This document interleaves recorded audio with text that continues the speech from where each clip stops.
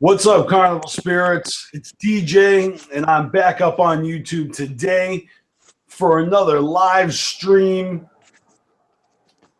here on Carnival Spirits. I'm joined with the one and only Panic 17. What up, brother?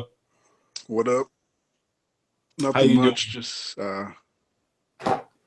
chilling out. Like I said before we went on air, a homie had came by. It was his birthday yesterday, and just chilled out. You know what? Well, I feel like, I mean, obviously this ain't, not everybody has to follow this, but I feel like once you hit like 21, 22, what are you doing? You know, like you're gonna have a birthday party, and come on. How old are we? 21, 22? I don't know. How old? But taking that into consideration, I don't drink. So All maybe right. if I drink, it would be a different, you know what I'm saying? It'd be different. I don't know what you're saying. You're going to tell me that just because you reach the legal drinking age, you're going to stop celebrating your birthday like a bah I humbug. honestly, I can't remember the last time I made a big deal out of my birthday. To be Oh, honest, I trust really me. can't remember. We're approaching the 6-year anniversary of Carnival Spirits, and I have never seen you ever ham for attention on your fucking birthday. Your birthday is right near my birthday, and like every year I have my birthday, and then a couple days later I'm like, oh shit, it was just Panic's birthday. I didn't realize with all the diamonds shining in my birthday because everybody loves celebrating the goddamn birthday except Oh, trust me, dude. I love it when somebody outshines my birthday because it just gets passed and people forget. I'm like, good. Nobody asked me nothing. Nobody said shit. yeah. Who gives Yeah, a fuck? you love hiding in my shadow, my birthday shadow. When is it, anyways? Yeah, see, everybody knew my birthday except you. No, I can't see the chat. We got the chat. The chat is open. We got a few ninjas already. A few people that were waiting for us. Actually, sorry to keep you waiting. Esteban, Juggalo, John, Blaze, the dead motherfucking motherfucker, PVMNZ, Scottish Misfit. Who else? What up to all you motherfuckers? I hope everybody out there watching is having a great Thanksgiving. Yeah. It is what it is. I don't really feel like going into the particulars of the legitimacy of Thanksgiving and the historical repercussions of everybody knows Columbus and the Native Americans and the smallpox blankets and corn on the cob, giblets, pumpkin pie, Thanksgiving, a time where everybody stuffs their face and watches football. Everybody goes to church like Al Bundy, puts their feet up and watches the fucking football game. That's right. I'm calling the football game church because that's how you guys treat it. Yeah. Don't lie. Yeah, Don't lie. Yeah, fuck football. Don't lie. You guys are at Sunday school, aka all your sports TV talk shows. It's all good. I'm just joshing. Sports. I'm not. Fuck football. I mean, yes, yeah. I'm not kidding, but I'm kidding. You know what I mean? Like I'm bringing that. That's the whole point of these podcasts. Is I'm basically gonna roast everything that irks me, and then say, I'm just playing. But yeah, we're doing an after dark, man. How long has it been since we've done an after dark on Carnival Spirits? It's been a while, and they're usually a little weird. Well, I mean, we weren't planning on getting weird tonight, but we'll let the cards fall as they may. And we never planned on it, but it just happens. We're kind of a motley crew, so who knows who will show up. Anyways, we'll get into the meat and potatoes of this episode as soon as I fill my glass. I'm drinking wine tonight. you know, Beastmaster is your friendly neighborhood wino.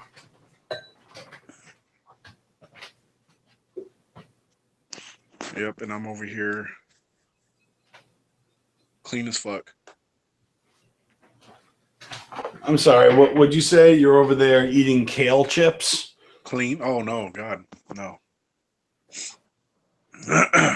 Ain't doing. I don't even drink Coke or Dr. Pepper. Panic 17 is on a cucumber cleanse. Right. I don't No, know.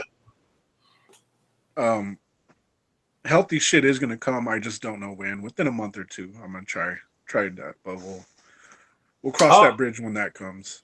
I know. I smell what you're cooking, man. It's all good. I watch your videos. You know what I'm saying? I keep up on the life and times of Panic 17. Laying and waiting.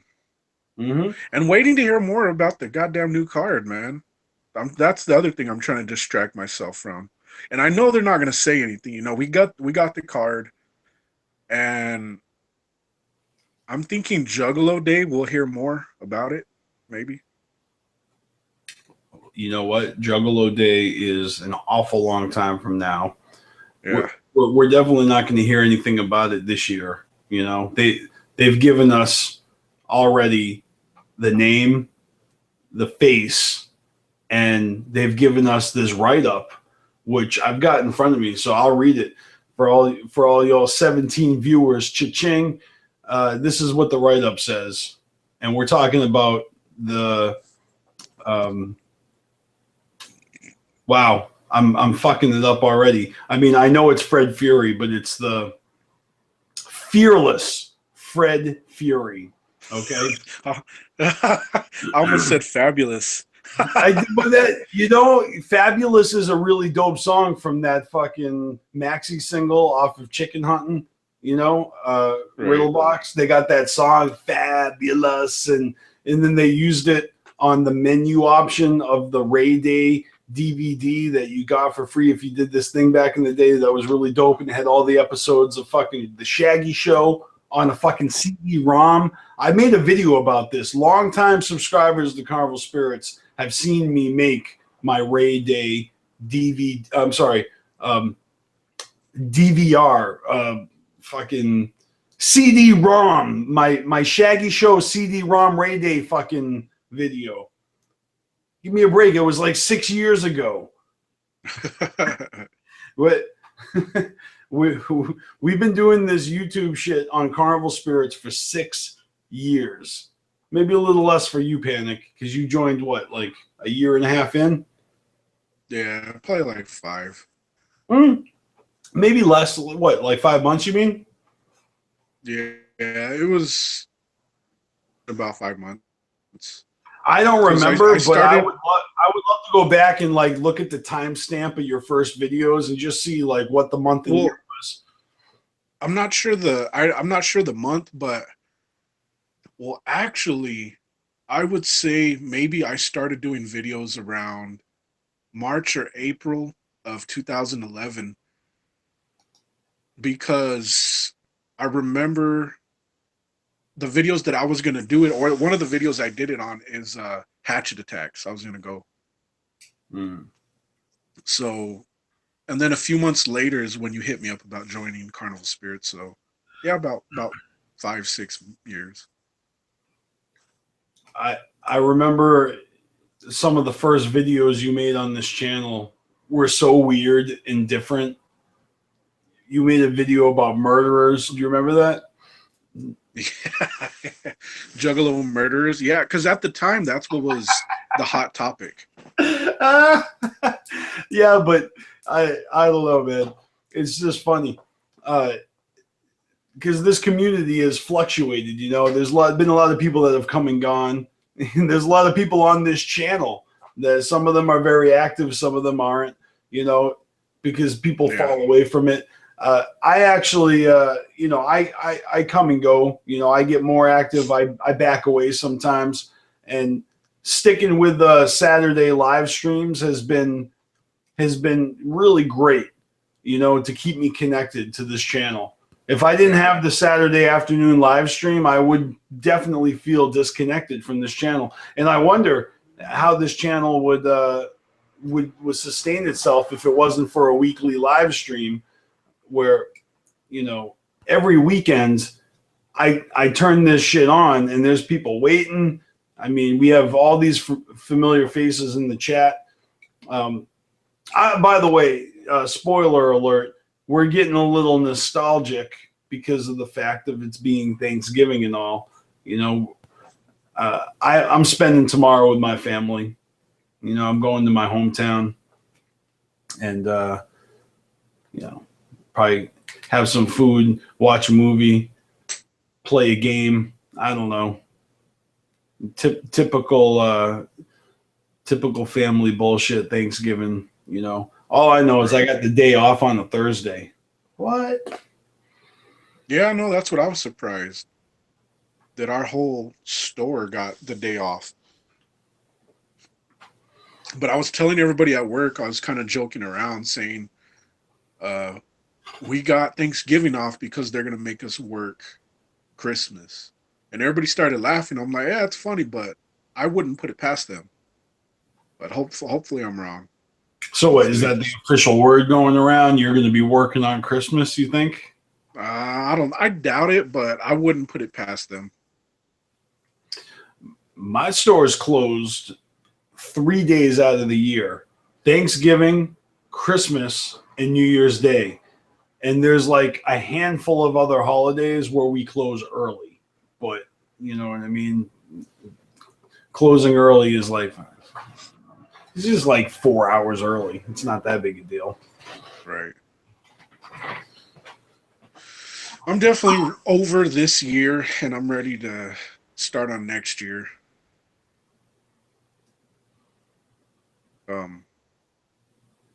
Realize the importance of insurance and I mean, I know it's stupid and it's something that it's something that you know, but you don't really think about it until you really need it. And I've kind of realized the importance of insurance of all types this year. Is what, like car insurance? Like health insurance or dental insurance, just, you know, like. Yeah, man, you got some outstanding teeth wounds you gotta fix? Well, I got 2 crowns that I need on the right side, and 2 fillings for cavities, and then I should be straight after that. Just regular cleanings. Luckily, the little bit of insurance I do got, they'll cover the fillings, but the crowns are all on me. So, does insurance cover like Tokyo spas? I don't think so. I can't use my insurance to pay for a happy ending. Probably not. Depending where you go. I wouldn't know where to go anyways. Probably Connecticut. Yeah, so I'm gonna tell you what I found out a couple days ago, because fuck keeping it a secret. It's cool, and I'm excited. I'm working on something, a new project. Okay. I've been invited to be on a track on Matty Cypher's upcoming album. You know Matty Cypher. Yeah. Viewed him in the tunnels, you know what I mean? So, but, you know, we've known each other for like a decade, and we've done shows together. He actually put me on my very first, like, I don't want to call it the dive bar, but it was like a little pub, and it was upstairs above an even bigger bar. It was a dive, you know. It was my first gig. It was my first gig after performing at the Gathering. You know my story. The Gathering of the Juggalos in 2007 was my very first performance ever. So I performed that shit, and I just wanted to do it again and again. And Matty Cypher had this show. It was on Valentine's Day. It was called Cupid Can Kiss My Ass. And he booked me and my dude, Wayne the Pain. We went down there. We we split a set together. We, you know, alternated. Like I did a track, he did a track, and we had a couple of tracks together. It was perfect. Yeah. But that was back in 2008. Valentine's Day, 2008. So holy shit, that's gonna be like, fucking 10 years. yeah, this February, right? Fuck. This February, I'm sorry, this 2018, I guess July, August, July, gathering time, 10 years. 10 years ago, this coming gathering is when I released Juggalo Agenda. So thanks to Ghetto Freak Show. You guys know Ghetto Freak Show. He's in the chat all the time. He's probably watching right now. What up, homie? He is hooked up the ultimate fucking, like, I swear to God, this is the ultimate thing that I have ever seen in my life. If you know Juggalo Agenda, you know Beastmaster and my affinity for rhinos. All I did was I tweaked the Hatchet Man. I actually took it and skewed it a little bit. So it's like if the regular Hatchet Man's like this, my version is like this. It's just like skewed a little bit, and Right. and then I gave him rhino horns. So and the whole metaphor behind that is a rhinoceros has an incredibly thick skin, which is battle armor to fight the elements. So if you can't figure out that metaphor, good luck to you. But that was my point with that. I took my favorite animal and I mixed it with my favorite music and this whole encomium, this Juggalo encomium. It's a tribute. And I put this and I made that logo the album cover or the EP, cover. I made stickers. I handed out almost 900 fucking CDs and stickers at the gathering 10 years ago. Fucking Juggalo Freak Show has hooked it up where he has turned the Juggalo Agenda Hatchet Man with the rhino horn into a fucking charm. Did you share that? Yeah. I could swear I've seen that. Yeah, no, I shared it with the Carnival Spirits crew in the chat. Yeah, you seen it. Yeah. But I seen a new pic that I haven't shared with you guys yet of him actually holding it in his hand. Shit. It looked pretty dope, dude. It looked dope. That was just one of those like prototype, like here's what it's gonna look like images, but I actually seen a picture of the real thing. And granted, I haven't even seen it in person yet. Right. But we're gonna make it happen where, for the 10-year anniversary of Juggalo Agenda, you're gonna be able to buy one and you'll get a copy, like an actual hard copy of Juggalo Agenda. So that'll be pretty dope. Yeah, and that's what I did this year for the 5-year anniversary of Rhinoglyphics. I'm not saying I made any hard copies, so it's not exactly the same thing. But what I did do is I put it up on Spotify and iTunes and Amazon Music and Google Play. So if you search for Beastmaster with no vowels, BSTMSTR, Rhinoglyphics, you'll find my debut album on all those major sites officially. You can go stream my album right now on Spotify. You can go download it on iTunes. I haven't even gone on to Amazon Music to check and see if it's really there, but it should be. I mean, I know it is. And same thing with Google Play. I don't fuck with Google Play, but if anyone out there fucks with Google Play, you can listen to my album on Google Play now. You're welcome. That interview with Maddie Seifa was dope. Cause like there's a few things that I'm into. Like not everybody's only into ICP. Like on our days off when we're not listening to ICP, it's not like we're fucking, we're looking up the history of clowns. Like we're all into different shit. I definitely when I first got into ICP, there was a period of time when I was really obsessed and it really kind of did consume me, but only because there was so much music and so much to think about and to listen to. And but that didn't take away from all the other things that were a part of me that I had already, you know, Right. grown and attached. It added on to everything. It complemented all of my other, fandom ships or whatever you call it. So, but yes, I don't. some people out there they act like ICP is the only thing in their life, and you know what? There's a special place in heaven for those kind of juggalos, but most people Yeah. have other things they are into as well. See, I don't. I honestly don't think there's ever been a time where I like strictly only listen to ICP for a whole straight week or a month or whatever. Like I've always been into so much other shit that it's always kind of hard to keep up with everything that I was into. But what I was gonna say is that one of the things, like a couple of the other things, everybody knows I like wrestling.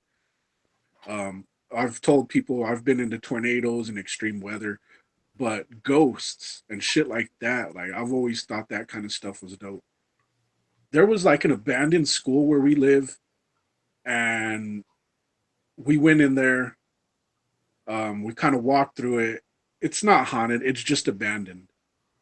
So seeing all like and the weird animals that he had was kind of cool. That shit was kind of cool. But um, I forgot to, but I wanted to go see some of the investigations. I think that's what he said, right? He had some videos of that. Um, so what it is he's a ghost hunter, and you know, you guys should definitely check out the interview I did, even if you know who I'm talking about.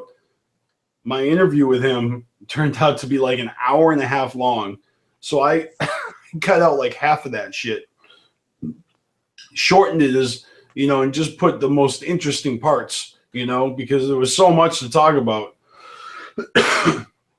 between his oddities museum and his music and the ghost hunting, and then he was approached to do got connected with a studio that is making shows, and so he pitched them on an idea to do a ghost hunter show, but he's a rapper, so naturally they call it ghost rapper, right? It's ghost hunting and rapper. I actually haven't seen it yet. It's been out a couple of days before Halloween, but you can only watch it on a certain app if you have an Apple TV, which I have neither. So I plan on watching it soon.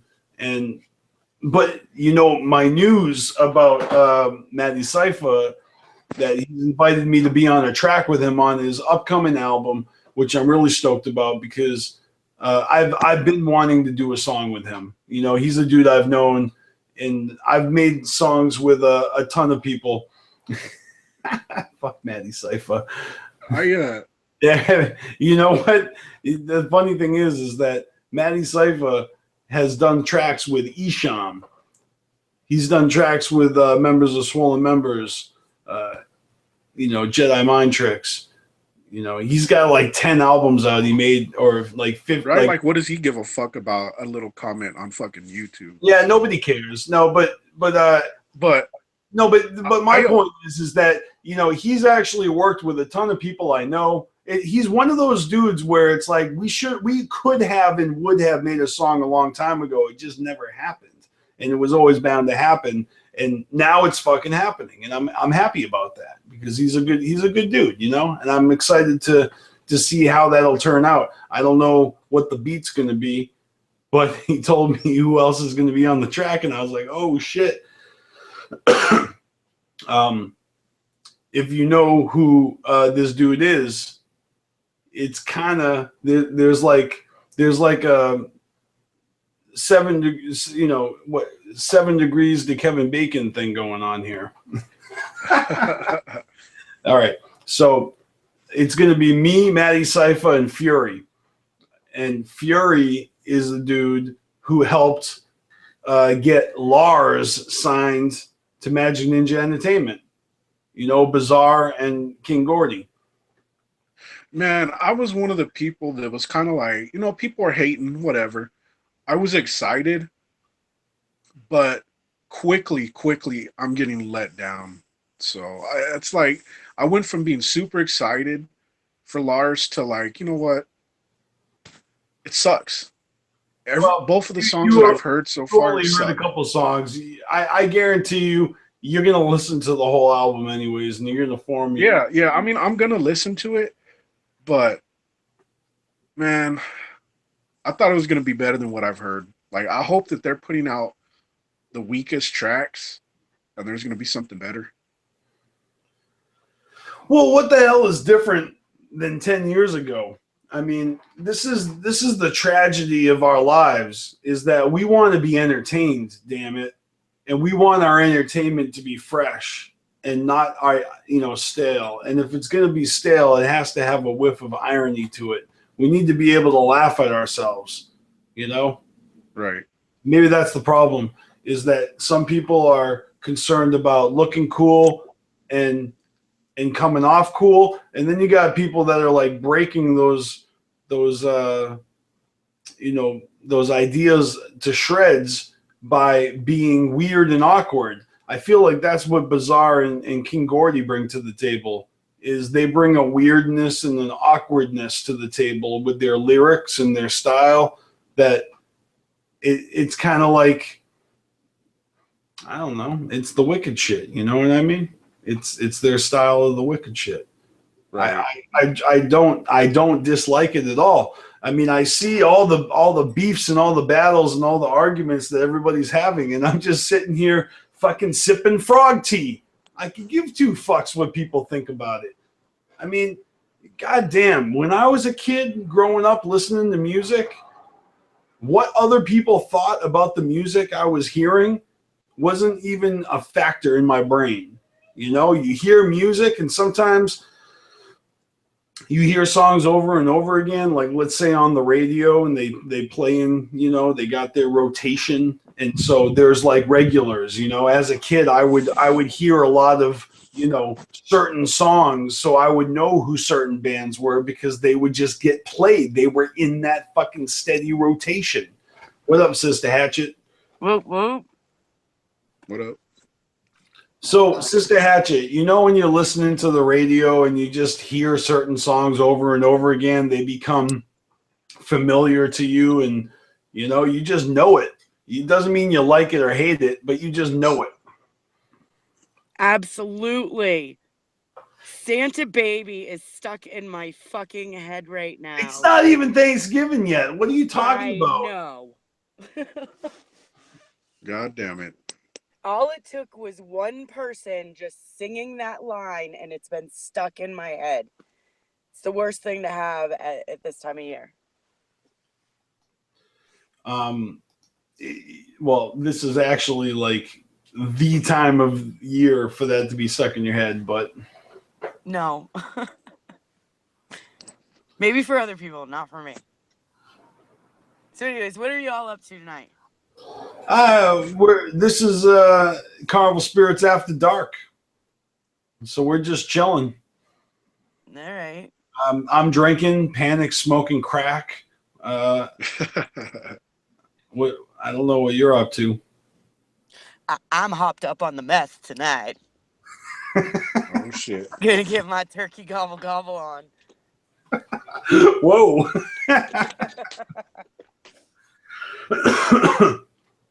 No, I had a few things in mind, but I have willingly let myself go off on tangents and because we have no real agenda tonight. But I do have a couple of things that in mind to talk about later. If we run out of shit to talk about, which I don't think is going to happen because it's been a while since I've had a chance to talk with Panic. We've been kind of busy. You've been working on Saturday afternoons. The fuck? Yeah, dude, sucks. Actually, I think I got this Saturday off. Yeah.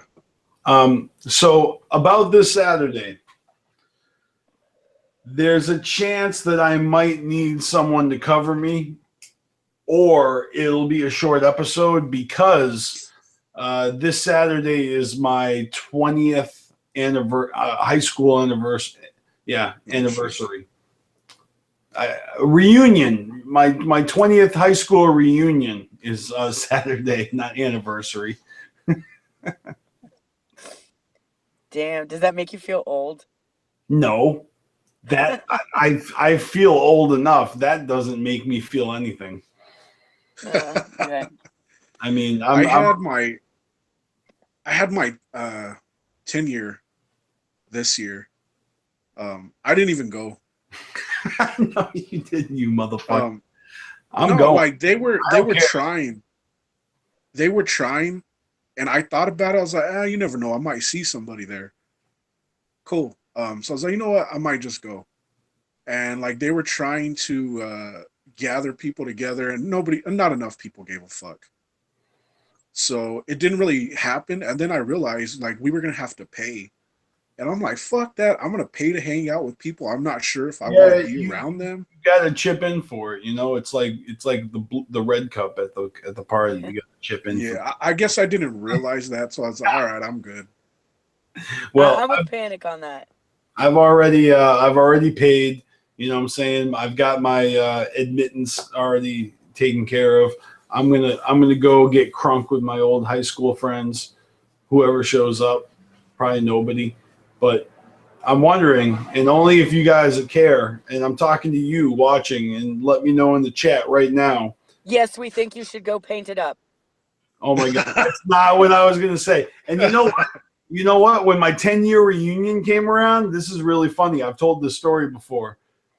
There were these Juggalo. My 10-year reunion took place in Lowell, of all places. I don't know why. It's not even near where I went to high school. But they found some fucking restaurant in Lowell to host our reunion. And there just so happened to be, and this was 10 years ago. So this was 2007. And I was on MySpace, and Dear Joe and Joey was blowing up. And there was this juggalette. Her name was Little Bit. And on MySpace, she found out I was going to my 10-year high school reunion in her hometown of Lowell. So she invited me over to blaze up before my reunion. And I did that. I went over to their crib and I met these two ninjettes. It was like this lesbian couple, you know, and like they're like these two little midget juggalettes. They were so short and small, like little petite girls. And they got me ripped. And we actually talked about it, like painting up, you know, and there was a chance I was going to call them or text them and give them the signal if it was cool or not. I was going to go to my reunion and then give them the signal. They were going to paint up as juggalos and come show up and superstar me, like show up and like pretend to be like, oh my God, are you Beastmaster? Oh my God, will you sign this? Da, da, da. Like pretend, like, you know, just muck out, like, and just do it like as a joke to make all my classmates think that I'm like some sort of celebrity. But it was funny because that's kind of the scenario. They were my fans, and they were the shit, and they treated me like fucking royalty. And we didn't play out that scenario with the whole autograph thing, you know, pretending that they just stumbled across me or whatever, but all painted up for some reason in the middle of the night. To Mac in the chat, I think he knows a thing or two about midget juggalettes too. That's right. Maybe you guys are talking about one and the same. No, I don't think so. That's me being rude. She wasn't midget. She's just like, you know, the shortest girl ever, you know. Nothing wrong with being short. Nope, not at all. Shorties. I don't know what that's like, but I imagine there's nothing wrong with it.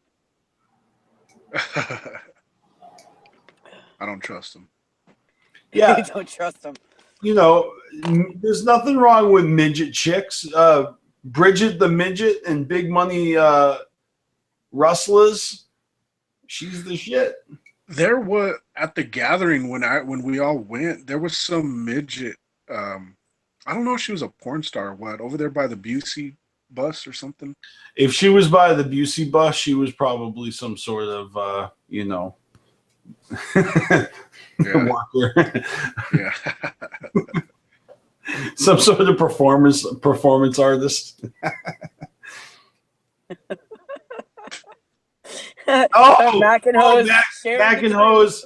Yeah, Mac and Hose is coming clean. See, this is Sister Hatchet for you. Everybody's here to confess now. And for those of you watching that don't know, Mac and Hose has lost his virginity to a midget. Please tell us. That's great. That story just must come in handy at all types of cocktail. It's a great conversation starter. Yeah, I feel like it's worth a whole episode, a whole podcast just on that. Right. Max got bragging rights. I'll drink to that. That's for sure. Now, of course, the chat is full blown trolling with dudes with boobs and chicks with dicks. I get it. You like something exotic, like put a tail on them, but just like missing an eye, just like an eye patch or something, anything. Oh, clit dicks. Oh, Jesus. Oh my!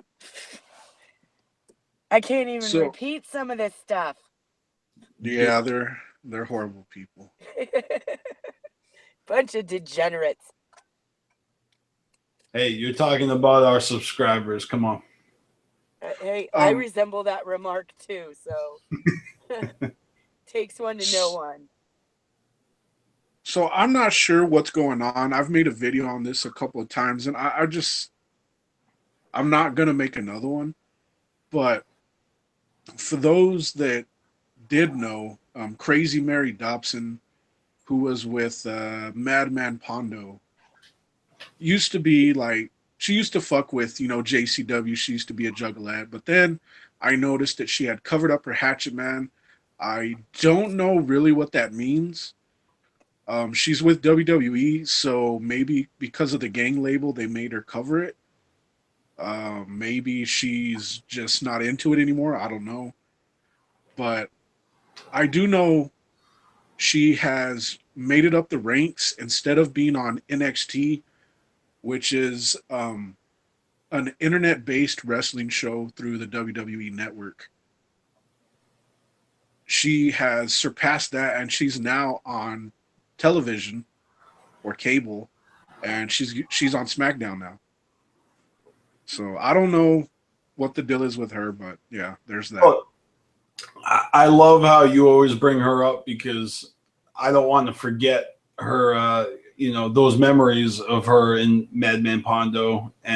But it seems like that chapter's over for her, and she's like literally moved on and moved up, and yeah. I would give the benefit, like, this is me personally, and I'm not trying to, in a character or a work, like trying to start, like this is the way I honestly feel. Somebody covers up a tattoo, a Hatchet Man even, I'm not really judging that person too much because there's some shitty tattoos out there, and I could understand someone feeling like I want to change this tattoo, even if it's a Hatchet Man, because like that Hatchet Man, it's like, just call it what it is. It's someone else's fucking record label. It's a logo. You know what I mean? It's like putting the White Castle logo on your arm. Like, you know what I mean? Yeah. But at the same time, to each their own. If you want a White Castle logo on your body, Yeah. Beyond But that, I'm like, it's your choice. defending the person's decision to cover it up, even though I'm it's not. a precious hatchet man. Don't do it. It's like treating the hatchet man like the American flag. Oh my God! If you ever fucking disrespect my flag, I'm gonna fucking have Right, right. an issue with that, boy. Like, Yeah. Yeah, I'm not saying that somebody should never cover up the hatchet man or anything like that, because it's an individual choice. Just right like getting a tattoo is an individual now, choice. when And she has a tattoo like that, and then all of a sudden she's on these major networks, right? She's got these. I mean, she's on TV. She's wrestling for these huge audiences, right? This is. I mean, I'm not looking at it like, oh, I got to cover this up. It's more of it's fucking body art. I haven't covered up any tattoos yet. I haven't gotten enough to even need to. You know what I mean? But if I did start getting more tattoos, there's one or two I might fucking cover up, and it's no disrespect to the original meaning of getting that tattoo. The fact that you got it in the first place speaks volumes about you. Covering exactly, it look up. at here's the way that Yeah. I look at this. Especially, and I don't even know the chick that you're talking about more than just namesake. Um, but like, if you're going somewhere and making something out of your abilities, and whether that be a career, fame, whatever, and someone says to you, look, you got to make a decision. You can either keep this tattoo that's on your body that is right now, this very moment in time, holding you back. You can choose to cover it up and take another step forward in your goals. What choice are you going to make? I can't answer that for anyone, and nobody can answer that for me. But who's to say she's not, all right, I'll cover this bitch up, but I know every time that somebody looks at the tattoo that is now there, I'm going to know there's still a hatchet man under here. Because nobody can Right. take that away either. Once it's there, it's there. You can cover it up with something else, but that doesn't change the fact that it's still there. And nobody really will know for sure unless that person comes out and says, this is why I did it. And of course, at that point, everyone's going to have an opinion too. And that's where the problem lies. Well, it's not a problem.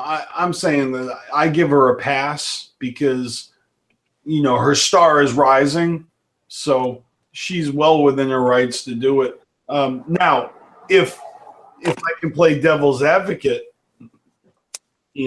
I would probably put her under the hot seat and say, why do you want to cover this up?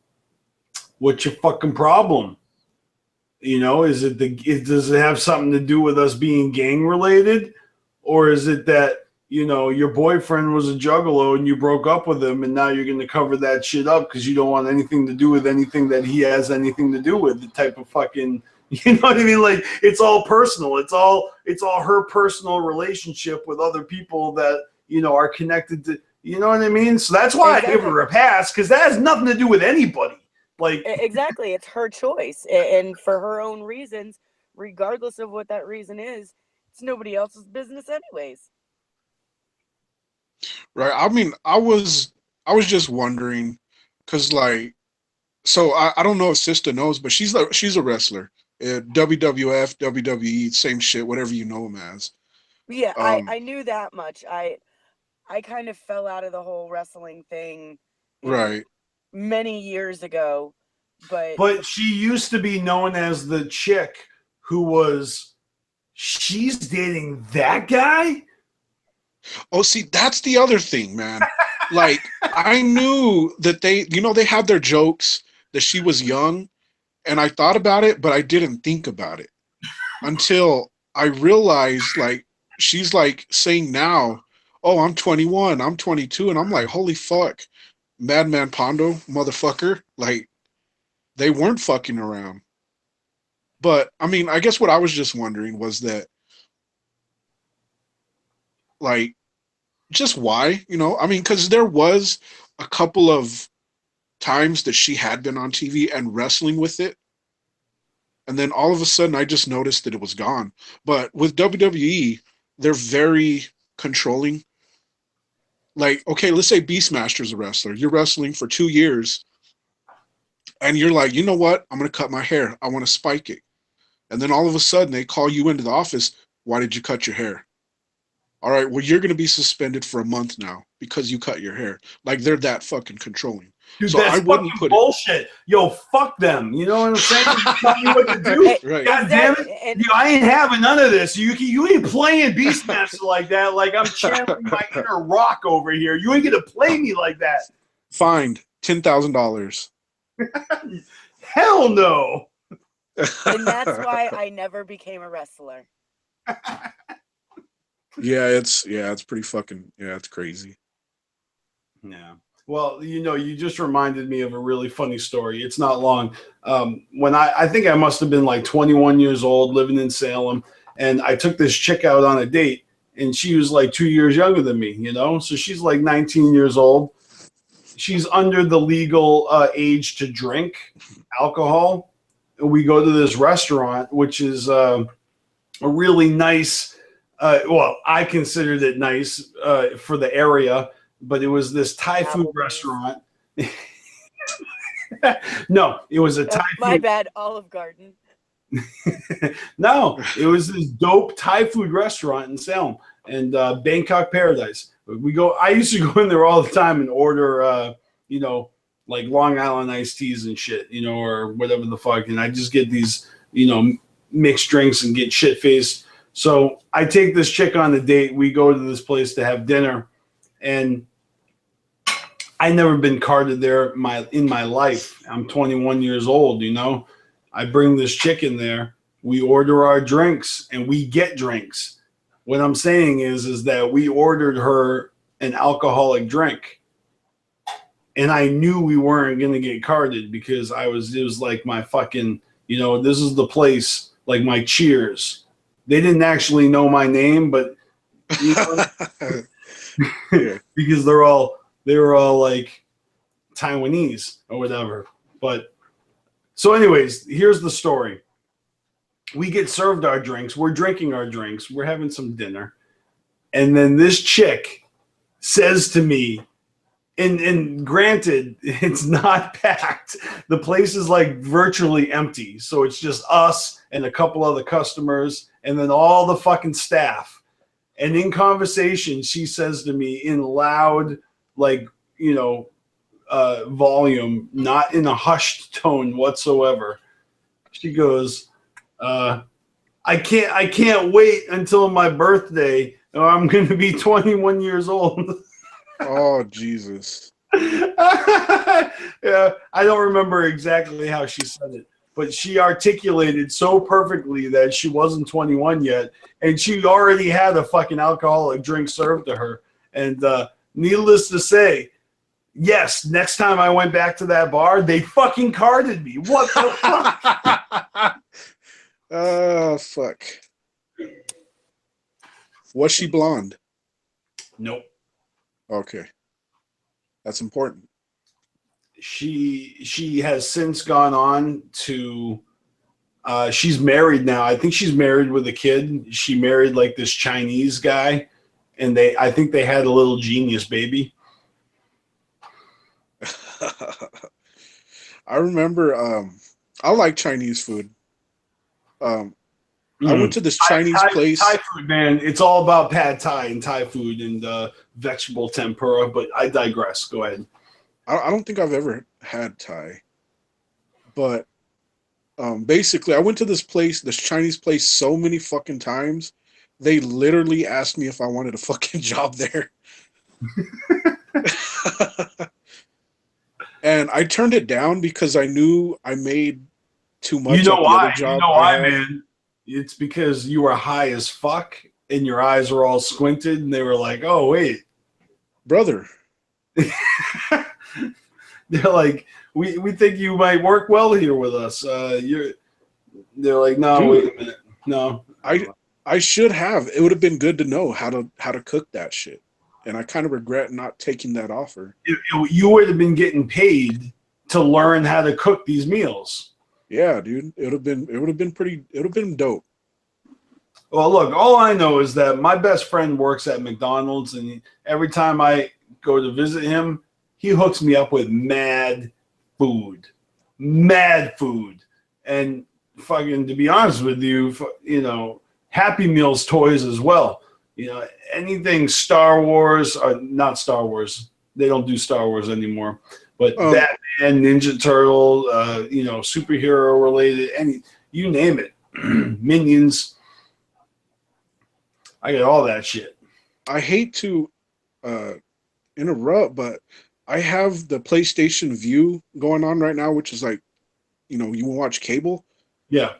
They got a documentary showing right now of Black Sabbath, the end of the end, the fucking last, I guess their current tour right now.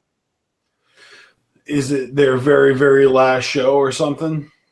Because the end of the end sounds like the end. Yeah, Black Sabbath's final performance. Yeah. What is it, live? Yeah, it's showing on TV right now. Okay, well, I'm pretty sure that's a rerun because I think that ended a while ago. He has to. He dyes his hair. Come on. What, Ozzy? Right? Yeah. Ozzy's my dad's age. Of course he dyes his hair. Come on. That's what I thought. I was like, Ozzy and my dad are the exact same age. And when I came to that realization, they were both already 65, and that was a long time ago. So they're old.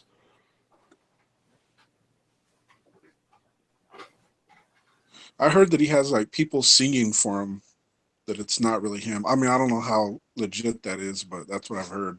Sounds like you listen to some fucking illegitimate fucking, whack ass, fake ass podcast that spread rumors. No, that wasn't a podcast. You got some hoe ass liars as friends or something. I don't know. Ozzy Osbourne, I think he's still got a couple albums left in him, but I don't even want to think about the alternative. People are dropping like flies out there. I think we're losing more people to, sexual assault accusations than we are to overdoses and cancer nowadays. So it's a weird world out there nowadays. Yeah, it's kind of getting old, man. If it hasn't been within the last 5 years, let it go. You want to know what the craziest one I heard was? Sylvester Stallone. You hear about that one? No. Sylvester Stallone supposedly, of course, back in the mid-'80s, forced some chick into a threesome with him and his bodyguard. What? Like, why are they waiting so long, and why this year and now? Well, because there's safety in numbers, and because other people have done it, so you do it at the same time. It takes the attention off of you as much. You know what I'm saying? Yeah. It's the same reason why everybody's hating on ICP all the time, because they see other people doing it. Like, oh, I want to be one of those cool, edgy, fucking cool kids that hate on ICP. Or they're trying to take the attention off of Twisted and them, or their lack of being able to fill up arenas, maybe? Or not arenas, but No, I think you're right. I don't think they're filling arenas. But I just don't think they're trying to fill arenas right now. What could take? I mean, how many people Does it have to be in one place for it to technically be an arena? What, like the audience of a hockey game? Like the count. I don't know. I'm not an insider. I think ICP can do it. I think they could fill up an arena. Are these guys? What the fuck is going on in the chat right now, Sister Hatchet? You're clearly paying attention. I'm not. But what the fuck is going on? They're asking you to do an eye reveal. What are you talking about? You mean reveal my eye? Your eyes, dude. And once they started talking about it, I started watching you. It does look like you've been sitting there the whole time with your eyes closed. Like I am well aware of the fact that, this is like an evolutionary trait. Y'all think I'm sleeping? Really? I can see everything. Okay, so I actually to come to your defense or maybe call you out. I'm not really sure still. The drive back from the march. We're driving. Oh, yeah, see? This actually is pertinent information. Yes. We're driving along, Beastmaster behind the wheel of his brand new car, and we're talking, and he's carrying No, hold on. You're leaving out something that's important. You're leaving out that it was a 8 or 9 hour drive out to New York, right? To DC, man. Oh, wait. I thought you were talking about New York. Never mind. No, on the way back from the march. Oh, okay. Well, that was only a few more. That was only a little longer. So what, 11 or 12? Something like that. All right. So, yeah. But anyways, the point of my story is we're carrying a conversation, and I turned from the passenger seat to look at him, and I swear on everything, he was driving with his eyes closed. I screamed at him, "Open your fucking eyes. Wake up." And he's like, "What are you talking about? I'm awake." Look at the goddamn road. I was, and I am. I was looking at the road. You thought my eyes were closed. Oh, Jesus. And I can understand why you would be scared. And that's why I didn't fight you on it. Because you know what? I could use a break. Yeah, right after that, I was like, pull into the next rest stop. I'm driving the rest of the way home. If you don't mind. It's your car and all. I totally didn't mind. I totally didn't mind. You had plenty of rest, and I was good. Yeah, it was good. My eyes were not closed, for the record. My eyes haven't been closed at all during this stream. And I don't clearly... know, I know you like to go deep.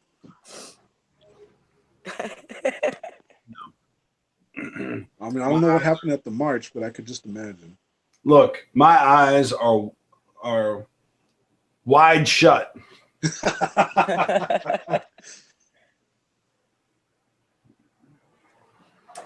Yeah, that happens, and I stand by my.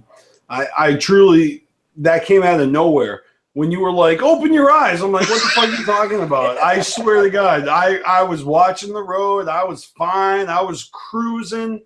We were talking. I had plenty of coffee. I was awake. Okay, everybody in the chat can see you on the screen right now. Mm-hmm. And that's what I was seeing. Yeah, I get it. I totally understand. I get it. It was a problem. I remember when I had to go get my photograph, when I had to get my picture taken for my senior photo, in the yearbook. I think I stayed out too late drinking the night before, and so I was hungover, and then I tried to comb my hair in a weird way that I don't normally comb my hair, and then I sat there and I got my picture taken, and the final results, my eyes are so squinty. You know what I mean? I was just so hungover that I didn't have the muscle to fucking open my fucking eyes for my class picture. And I got my hair combed and parted in a weird way that it never was. So it doesn't even look like me. You know, it's just like, what is that hairstyle and what is wrong with you? And I got this weird smile with these like small beady eyes. And that's my senior yearbook picture.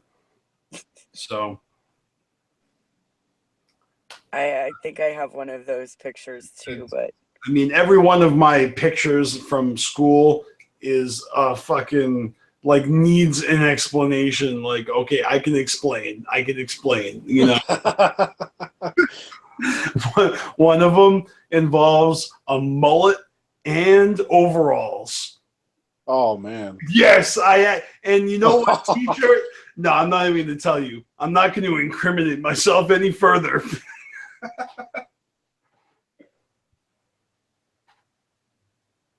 I don't even think I can remember my fucking pictures. I think I blocked that out. There's just a few. Those two stand out because they're so atrocious. But yeah, I got some bad ones. I can't even talk about. But you know what? All I'm picturing is little girls at different ages with the exact same face paint and habit and out. You know what I mean? Just like different heights. As if you've been, you know, like your avatar your whole life. Yeah. Yeah.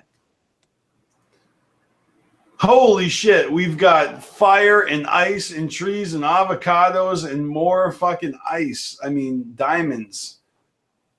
God damn, you guys are making it rain all the elements in this mother.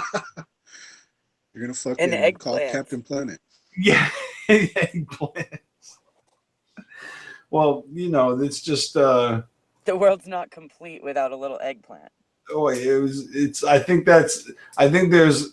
The symbology there is that it's a big cock and balls, I'm pretty sure. Haven't you ever seen the old eggplant with the splashy you know, cum emoji combo before? No. I can't say that I have. All right. Well, I guess I run in different circles than you do online. Maybe. It's probably because I'm not online that much. Yeah. I only come to hang out with you guys. I know, and the chat is like this weird cryptology that's just like, what is this? This is the internet, Sister Hatchet. Welcome to the internet. Could someone interpret for me? Yeah, eggplants equals cocks. Okay. All right, I think I know what those are. Oh, wait. Avocados? No, those aren't avocados. Hey, all right. Someone's trying to upstage everybody and be different. I'm different. Look at all these leaves and four-leaf clovers. It must be Canadian. You are Irish so Canadian. Right, yeah, there, yeah. Your name looks Or would that Al-Qaeda. be Canadian Irish? Yeah. I'm guessing 2/3 Canadian, 1/3 Irish. Yeah, but are you even looking at the actual screen name? It looks like some sort of like Russian Cole. spy. It's Cole.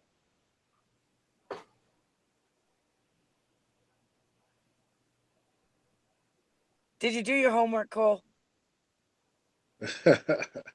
See, polluted mind knows what's up.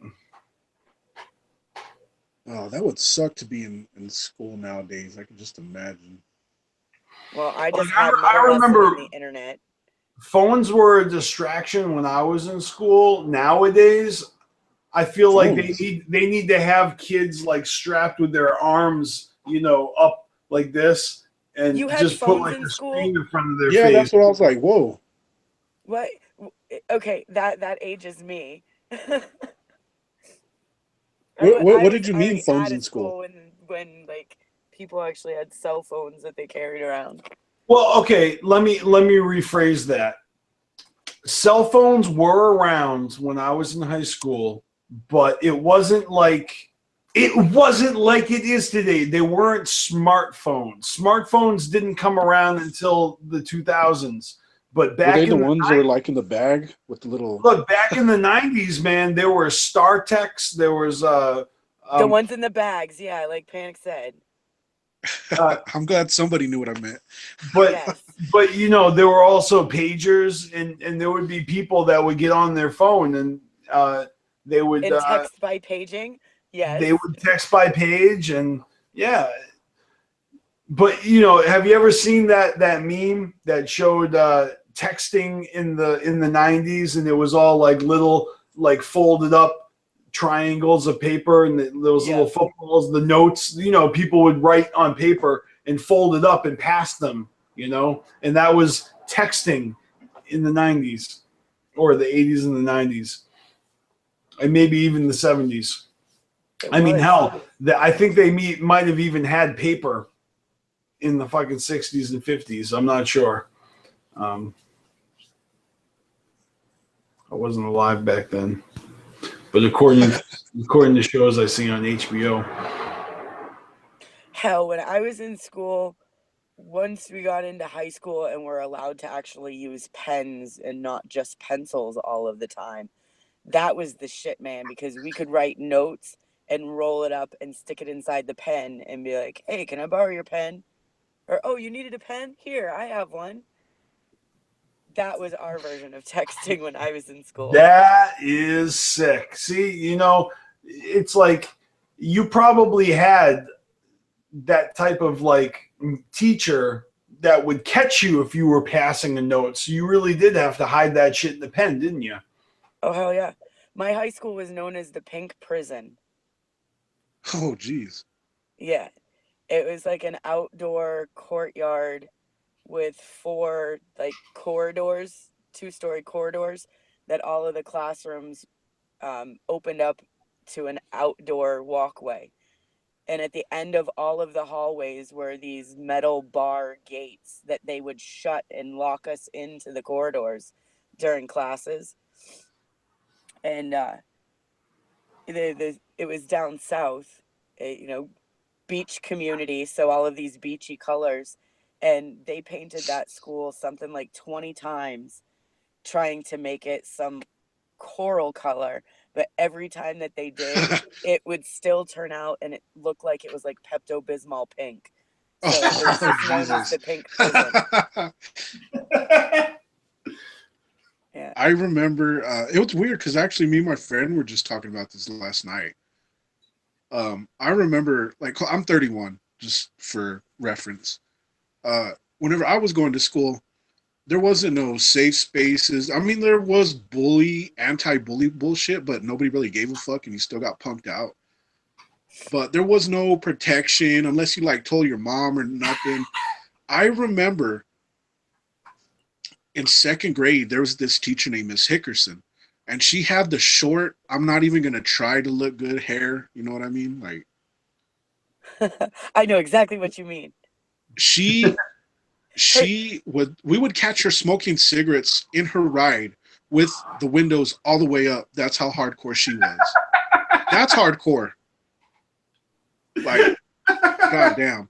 So like we would like she was sick of us. You know what I mean? Like I don't know what was up with her life, but she would like call us up and step on our toes and then tippy toe on top of our toes, putting all of her weight down on our feet.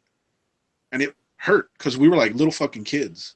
You know what I mean? So we'd just be standing there. She would be talking to us and stepping on our feet with all of her weight and like smashing the fuck out of her toes. And you couldn't say nothing. Because if you try to say something, she would like, what? And put more pressure. So be like, ah. And then the other thing she would do is she would like grab our arm and squeeze the fuck out of it. It was fucked up. I had a But yeah. second grade teacher from hell too. I got sent to the office on a regular basis. Oh my God. I'm just kidding. I know, right? But I mean, I was a good kid, but I got myself into some shit sometimes. But yeah, she had that wild hairdo too, and her name was Miss Vala, and she always had band-aids on the ends of her fingertips, right? And she always wore this like black, I call it a Santa Man top hat, or a snowman top hat, and like her gray hair. And we were going to the music room one day, and I got to admit, sometimes I don't have the greatest impulse control. And we were walking up the stairs. You know how you walk up a set of the stairs and you turn on the platform and you walk up the other set of stairs. And so I was at the front of the line and she was at the back of the line, and where we passed on the different flights of stairs, her hat was in my perfect view, and I could not help but reach out and smack her hat off the top of her head.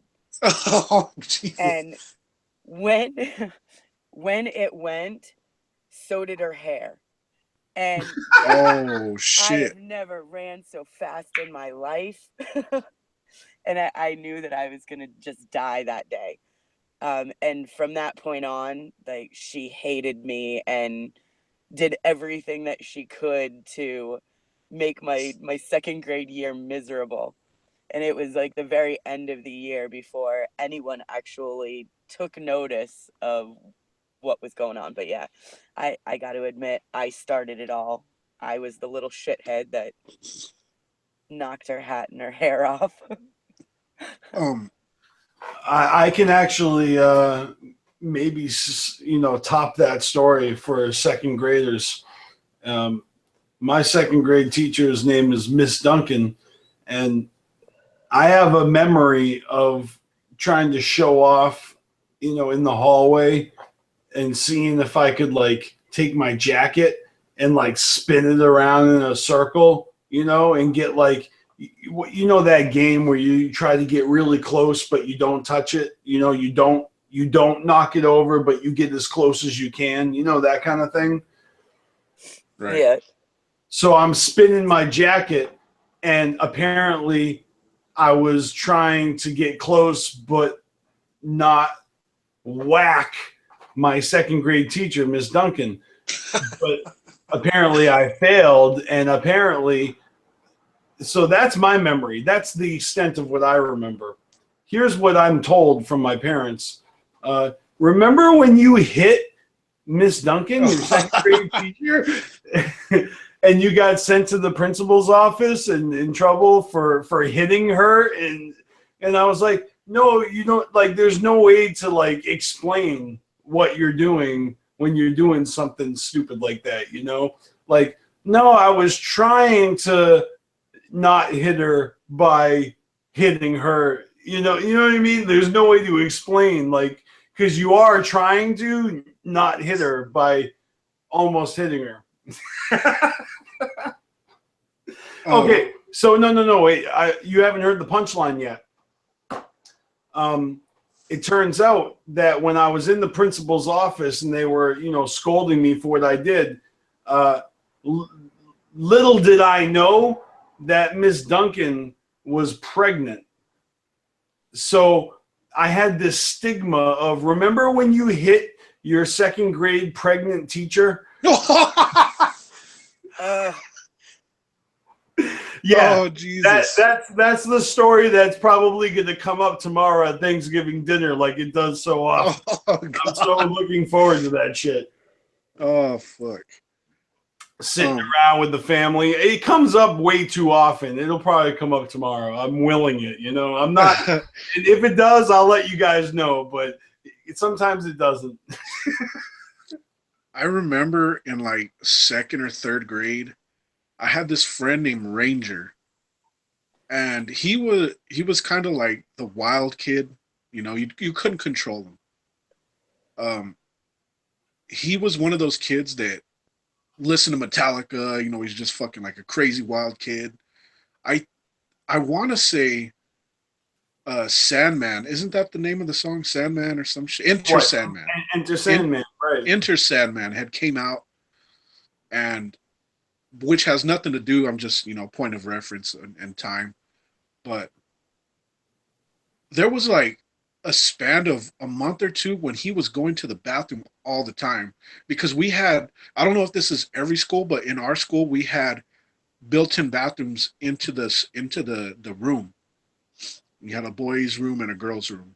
You just, go to the back of the room and there was the bathrooms. And all day, for a few months, he was going to the bathroom. And our teacher was like, what's wrong with this kid? Does he got diabetes or what the fuck's wrong? Long story short, and I had to ask him what happened. After that day, we didn't see him for like a week or two. We're like, what the fuck happened? She talked to him and we haven't seen him for a week. He came back. We're like, dude, what happened? He's like, oh, they found my magazines in the bathroom. We're like, oh shit, what were they?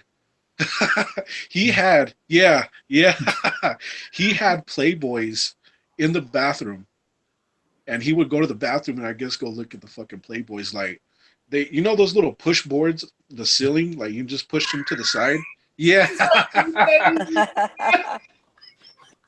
He had them in the bathroom. Yeah, that's fucking good for him.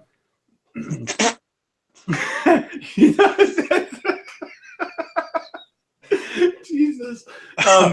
There's a guy that, I worked with a guy at a different location who I guess he like stole a bottle of wine, opened it up, and hid it in the cupboard in the in the public bathroom. You know what I'm saying? At work, and he would like go in there to supposedly take a leak, and he would like chug wine, and so clearly they probably smelled his breath. He was probably acting like a retard, and they found out that he was like squirreling wine away in the cupboards in the bathroom at work. The fuck? So he gets fired. And then you know what he does? He comes in and shops where he got fired from for being drunk at work. Like, so he comes walking through with his cart and he's all like grocery shopping. Like, hi, I just got fired from here for, stealing and drinking on the job. Like, and now I'm shopping. What's up, everybody? Some people are okay with that. I'm just like, what's up, loser? The fuck? Oh.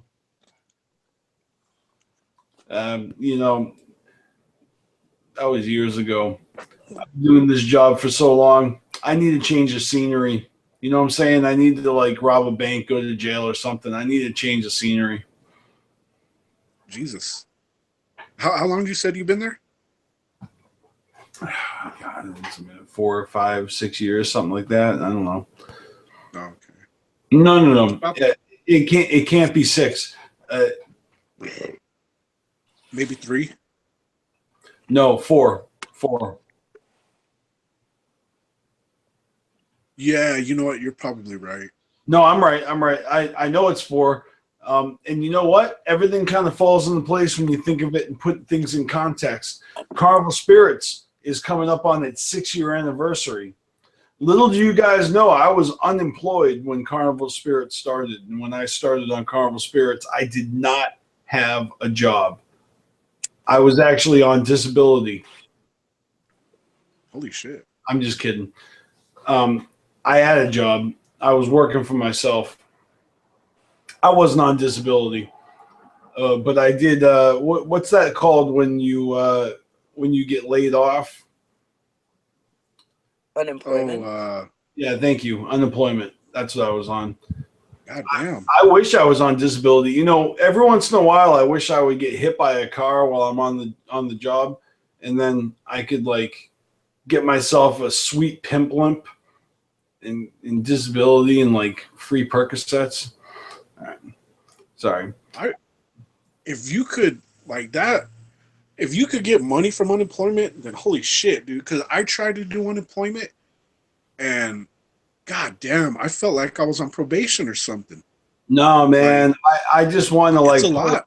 So I want to cut my foot off, and and then get a sweet. Jesus. I'm just kidding, guys. No, because like I tried to do the unemployment too, and it's like they wanted to know every goddamn thing about me. And then I had to check in with them like weekly. I'm like, god damn. No, you know what? Panic. I actually went on unemployment kicking and screaming. Like, you know, I, it was, it was 6 years ago. It was 6, 7, 8 years. So my point is it was my mid-20s. You know, I'd gone through a lot of things in life. This was my first time being unemployed and bankrupt, and you know, it was a Right. change for me. It was a change for me. It was life changing. I had gone from making 40,000 a year to being, uh, you know, unemployed. So, you know, it's funny how life takes you in different directions, but And how quickly it can happen. yeah, for real. Yep, I've had to do the unemployment thing once, because I day, and it was so strange. I like getting ready for work. I just had this feeling like I was gonna get there, and there'd be a sign on the door saying the place was closed for good. And I'm not sure if I was secretly wishing for that or if it was You were just like a glad. You're dread saying thing. you were Like, happy. right, I don't want to have to go to work again. But I got to work, and the team that I worked in, the department, there was like five of us all together.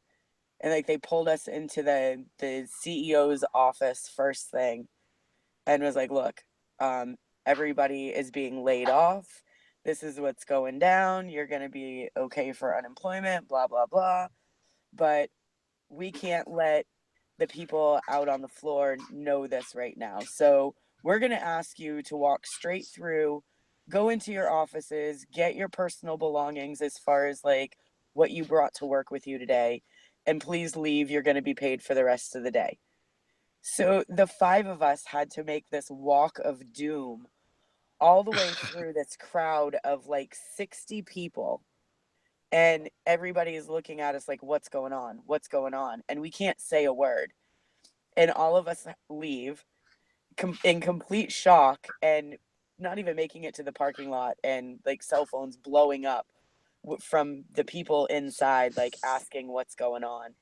And they got taken in by like groups of three and told this and then told to immediately leave. So all of these people sat there in like this complete but in Hold on, purgatory, I guess. groups of three, but how many people total? There was like 60 of them, 50, 60 people in there. Right? So imagine being the last three people. And now I know, and all these other people like over 55. right. And so by the end, of course, these people already know what's going on, and Yeah, like some yeah, of them because would the argue with because like, the "Oh, I don't grapevine is even need to hear it." strong, right? Right.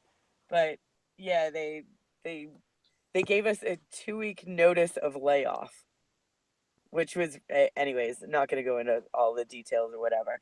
But by the time I actually had completed all of the stuff for unemployment and even got to a point where I would receive a first unemployment check, I was already back to work and like, fuck all your hassle. I'm just going to go get a job. Thanks. Yeah. And I don't know. I agree with you that that's like way too much of a process. It's a That's job in exactly itself. what I thought.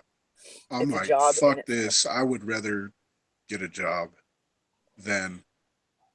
I And mean, I don't I know. knew if I could get it started, I knew how I could. Because what I wanted to do was like just get unemployment for a little bit, hang out, chill, which I've never really done that. Like, I'm not one of them ninjas where I don't work. And it's not bad. You know, when you work for so long, you want a month off just to chill and relax, fucking catch up, slow down, whatever it is. Yeah, but you know what I took it as is when I got laid off, I got laid off from a database development position. So I took it as here is payment that's going to get me by while I look for a new job in my field, right? But I didn't find a job in my field, and I ran into a pickle because I was holding out for a position that I felt I was qualified for, and my ego wasn't allowing me to accept a position that was, you know, lower on the pay scale and, you know, on the experience scale. And eventually I had to just get a job. It didn't matter what job it was. I just needed a fucking job. You know what I mean? All my schooling, all my experience, I just needed to get some fucking job. So, you know, it only carries you so far when you're on unemployment. You do need Right. to get that fucking job, whether you're motivated to do it right away or you know you're trying to get something and if something doesn't work out. You eventually got to get something. You got to One do thing I'm something with looking yourself. Yeah. one thing I'm looking forward to um after sobriety is finally feeling like I could have a normal job like everybody else. I'm so over um convenience stores and fast food and all that bullshit. Like, I'm done, man. I've been doing that shit since I was 16. It's been like 15 years. I want a normal adult fucking job, man. I'm done with all that other shit.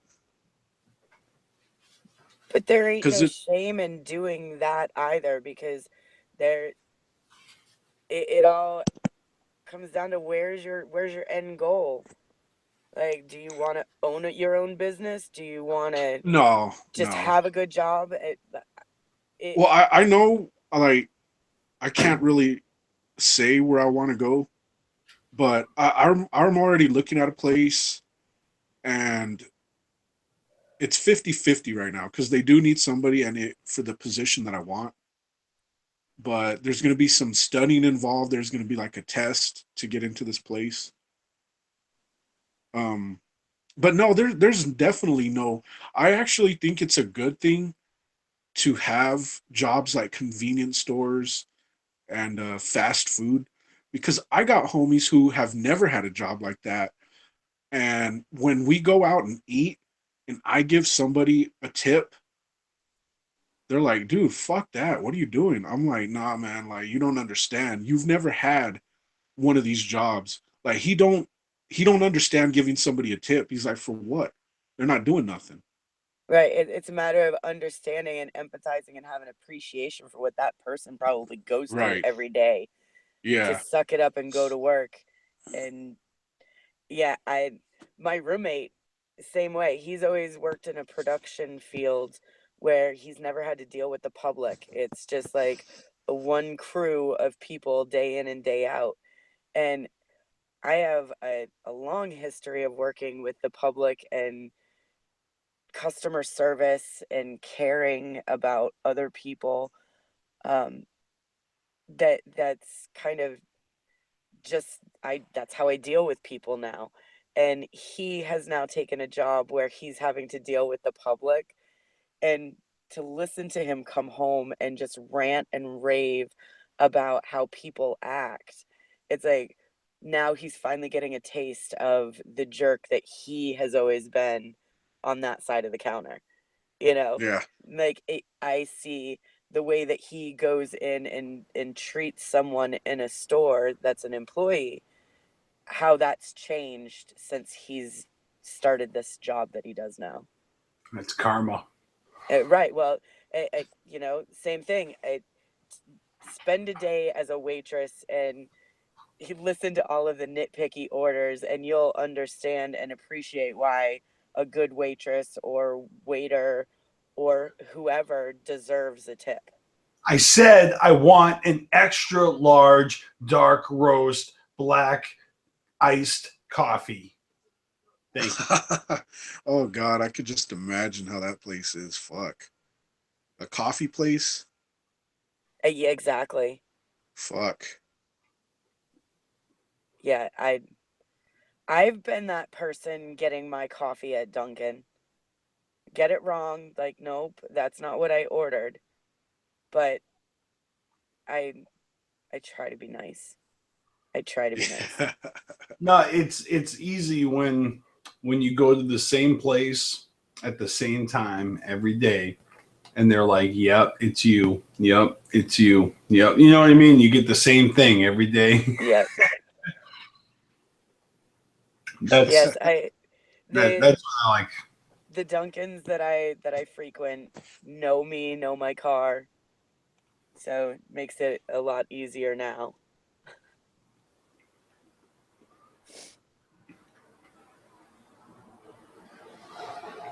Make it rain.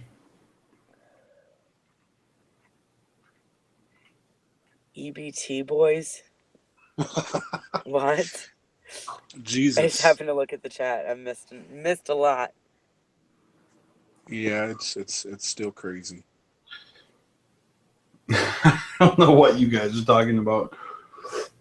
So I've saved this for a time whenever shit gets slow.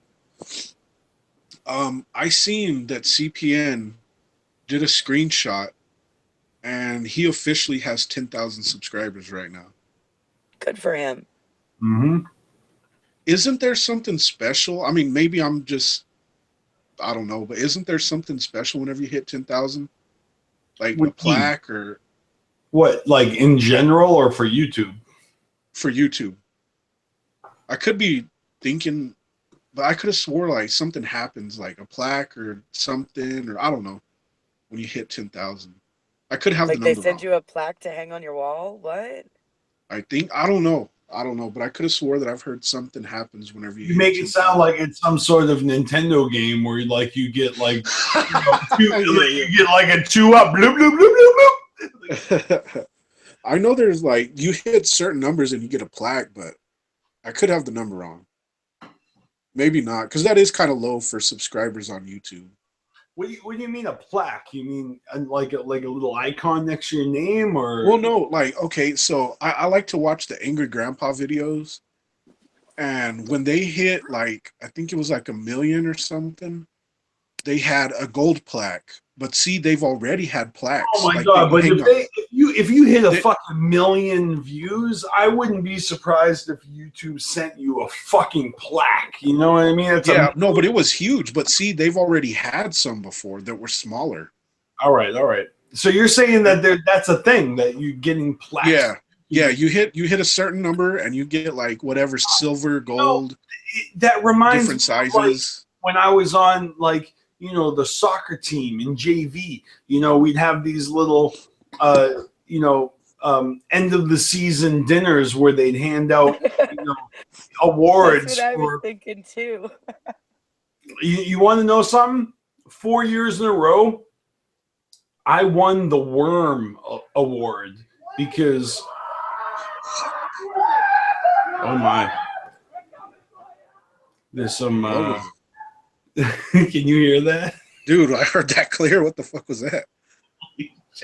I'm very glad I was recording that because I need to rewind and listen to myself. I don't know what the fuck that was. You better get Matty Cypher on them EVPs or whatever the fuck they're called. It was just some drunk douchebags running down the street. Oh, okay. Oh, you got the window open? Yeah, I do. Okay. And the thin walls, though, every Saturday afternoon, I got weed whackers and fucking fucking leaf blowers that I'm competing with. What the hell was I talking about? I feel like I was about to drop some knowledge or something. I don't even know. Oh, good. I'm off the hook. Someone in the chat's going to remind me, but I probably prefer not to. Oh, we were talking about we started with numbers, plaques. CPN hit 10,000. Yeah, the plaques. Worm Award. Thank you. Yeah. All right. I was a sophomore, and talk about 1998. Yeah. Okay, in 1998, it was a different time back then. Wrestling wasn't PG. They were throwing people off cages. You know that? In 1998, Mankind got thrown off the Hell in a Cell. Okay, anyways, Worm Award. This is a little different, all right? In 98, I was already graduated from high school, but the Worm Award, that took place when I was a sophomore, so that was like 94 or 95. And we had a Juggalathon. The Juggalathon is just like any other fundraiser that an organization puts kids to work like a fucking sweatshop, okay? Where they say, all right, I want you to go door to door and bat your eyelids and get people to buy magazines from you, you know, and cookies, and like the Girl Scouts, you know what I'm saying? So we have the Juggalathon where we got to get people to commit to paying money for like 10 cents for every time you juggle the ball. So juggling the ball, for if you don't know, it's not like a clown juggling balls with his hands. Juggling a soccer ball means no hands, but you're using your feet or your knees or your chest. Oh, okay. So, you know, you're keeping the ball up, right? And your knees, boom, boom, boom, boom, boom, boom, or you're using your foot and you're kicking the ball, and you know, and it's like, oh, I'm keeping the ball up with my chest and my head, and then back to my knees again. You see what I'm saying? That's juggling. Okay. It's like hacky sack, but with the soccer ball.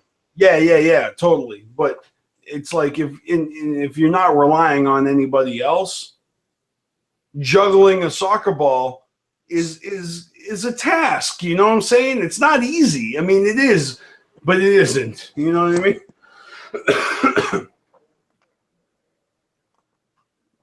I have no idea if anybody plays soccer anymore.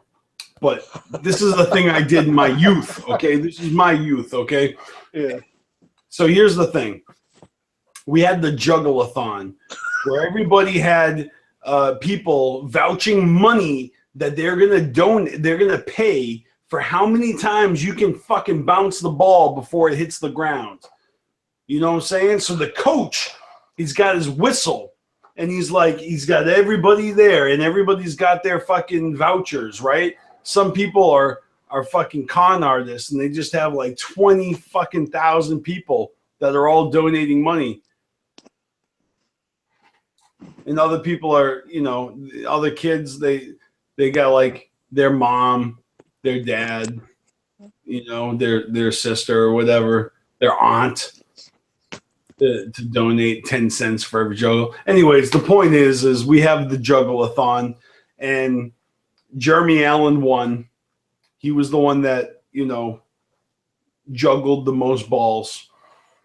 So he raised the most money, right? Is the point. And then when we were sitting on the bleachers, I'm like taking my sweet ass time with this story because it's like, fuck you for making me tell this story. We're sitting on the bleachers, and the coach is reading the scores, of everybody who what they got with their numbers, you know, for the Juggalathon. Fucking this kid is probably a freshman. Maybe he's even in 8th grade, junior high, whatever. He grabs a worm. There's a worm that's just like there, and he grabs it from the soil, from the ground, and he fucking drops it on my knee. So now I have a worm on my knee. I'm on the front. I'm on, you know, the front level bleacher, like the ground level, right? And then there's what, 3 or 4 bleachers above me. You know how bleachers are. They unfold and they're just a bunch of raised seats, right? So I got all my peers, all my teammates, all sitting behind me and next to me, behind me, next to me. I'm in the front row. You get the picture here? I'm in the front row. Somebody drops a worm on my knee, and the coach is trying to fucking read off our stats from the Juggalo-thon. Guess what happens next, Panic? What happened next? Somebody starts an "eat it" chant. Oh, Eat it. Eat it. Of course. Eat it. I don't know why the fuck this happened, but it happened. And you know what? In that moment, at the Juggalo-thon, I looked at my coach. I looked at everyone, all my peers, all my fucking teammates. And I saw this fucking worm on my knee. And I thought to myself, this is it. You know, this is now or never. This is make or break. I picked that worm up and I fucking dropped it in my mouth. I fucking put the whole worm in my mouth and I just ate it. And the fucking bleachers erupted with fucking cheer. It was like, ah! It was crazy. It was the most fucking exciting thing that they had ever seen in their lives. I didn't even eat the thing. I just spit it out afterwards. But just the fact that I put a worm in my mouth. Now, that was my sophomore year. Junior, senior year after that, I had freshmen running around the soccer field looking for worms. You know what I mean? That's how we hazed the next generation during the Juggalo-thon. We're like, all right, it's the Juggalo-thon. Beastmaster's going to eat a worm if one of you fucking maggots can find it. So dig them up. And, you know, Steve Weatherby found it. He's like, I got a worm. And they're like, we got a worm. And then run over. I just fucking ate it. Everyone went crazy. You know, it's like, it's too easy. It's too easy to amuse everybody. You just do something crazy, eat a fucking worm. And then senior year, okay. Why am I telling you this story? This is a true fucking story. It's because I got awards for this shit. When we went to the end of the year banquets for our soccer seasons, they would give awards out, you know? Best VIP or, you know, rookie of the year. I don't know, fucking best defense, offense, fucking all these different superlatives. And then they give me this fucking award, the Worm Man. And it's a fucking piece of wood that's spray painted gold with some nails that they actually fucking took gummy worms and they nailed gummy worms to this fucking plaque. And they gave me these fucking gummy worm wooden plaque awards for eating worms during the Juggalo-thon. And I won the worm eating award 3 years in a row. Thank you very much. Sounds like a superhero worm man. Look, this is a true story, guys. I got 3 fucking awards in high school for eating worms. All right. Who else can say that?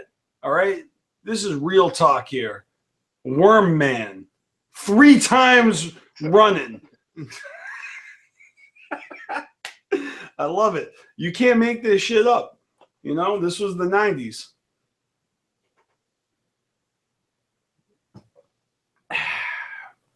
Worm of the year. Year of the worm. It's always been in my mind, like the joke of like, because it just grossed everybody out, right? It was like, oh my God, I can't believe he did it. But I wasn't doing anything that anybody else wouldn't have done to make their friends laugh, you know, in that situation. It just happened to be at a moment where a normal after school, you know, extracurricular activity rather, is kind of, there's a little bit more importance put on it because people invested money. People are like, we're gonna pay such and such amount of money for each time you bounce a ball on your fucking head. So we got to count. You know, how many times you're going to bounce the ball? 1, 2, 3, 4. Are you kidding me? That's like 10, 20, 30, 40 cents. Cha-ching, cha-ching, cha-ching, cha-ching. I mean, this is a metaphor for life. This is no time for fucking jokes. You can't be eating worms when we're tallying up how many times you juggled the fucking ball. Get real. So they gave me awards for breaking the rules. This is a little insight on my comeuppance in life. I break the rules, I get awards for it.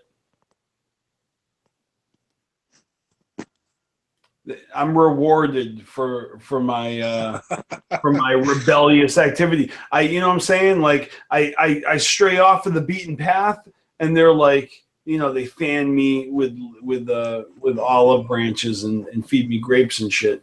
You know what I'm saying? I like how somebody put in the chat room before cell phones. Mm-hmm. Well, hey, you had to figure something out. You know, Polluted Mind has it right too. That is before drugs. This was like one of the last things that happened before I found drugs. And you know, the dude that's like eating worms at soccer practice, he's gonna go on to do some drugs. You know.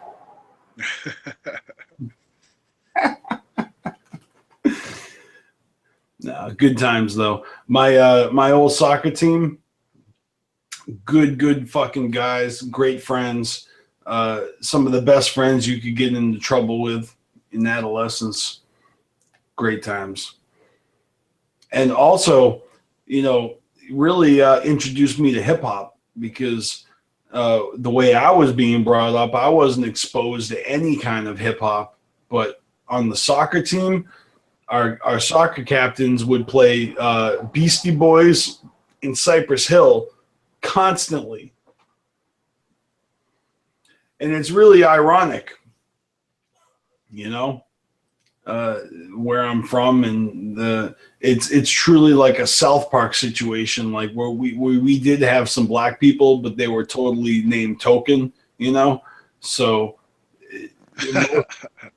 most of the music we listened to was white bread, but there was always that one kid, or there was a couple of kids that were, for some reason, culturally you know, on some other shit, and introduced, you know, I'm just saying that I was introduced to hip hop through friends, through sports, and it really was eye-opening, because I remember the first girl I ever had a crush on, she asked me if I ever heard of the Beastie Boys, and I was like, no. And she was like, really? And that was the first time I ever felt shame in front of a girl. I was like, oh. I'm like, you know something that's cool that I don't know about. I suck, you know? It's better to be like, nah, than yeah, of course. And they're okay, well, what's this song?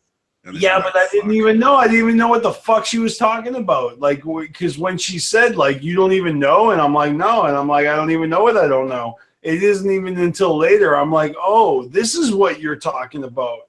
Well, this is fucking awesome. You know, but she was a dumb girl that, you know, didn't know that she was, you know, toying with my emotions with her innocent question. Yeah. The only song I remember for them is God damn it, I can't think of the name. They're one with the robot and where they're running through the streets. Intergalactic. Yeah. And then there's the other one where they're the cops and robbers. Yeah, yeah. Or wait, isn't that the same video? I don't know the video, but that sounds like it might be that song, because I think that was 99, and that would make sense for you if it was 99, maybe. Man, MTV used to be good. When this girl said that to me about Beastie Boys, Check Your Head was the newest album. You know what I'm saying? So what you want? What you want? So what you want?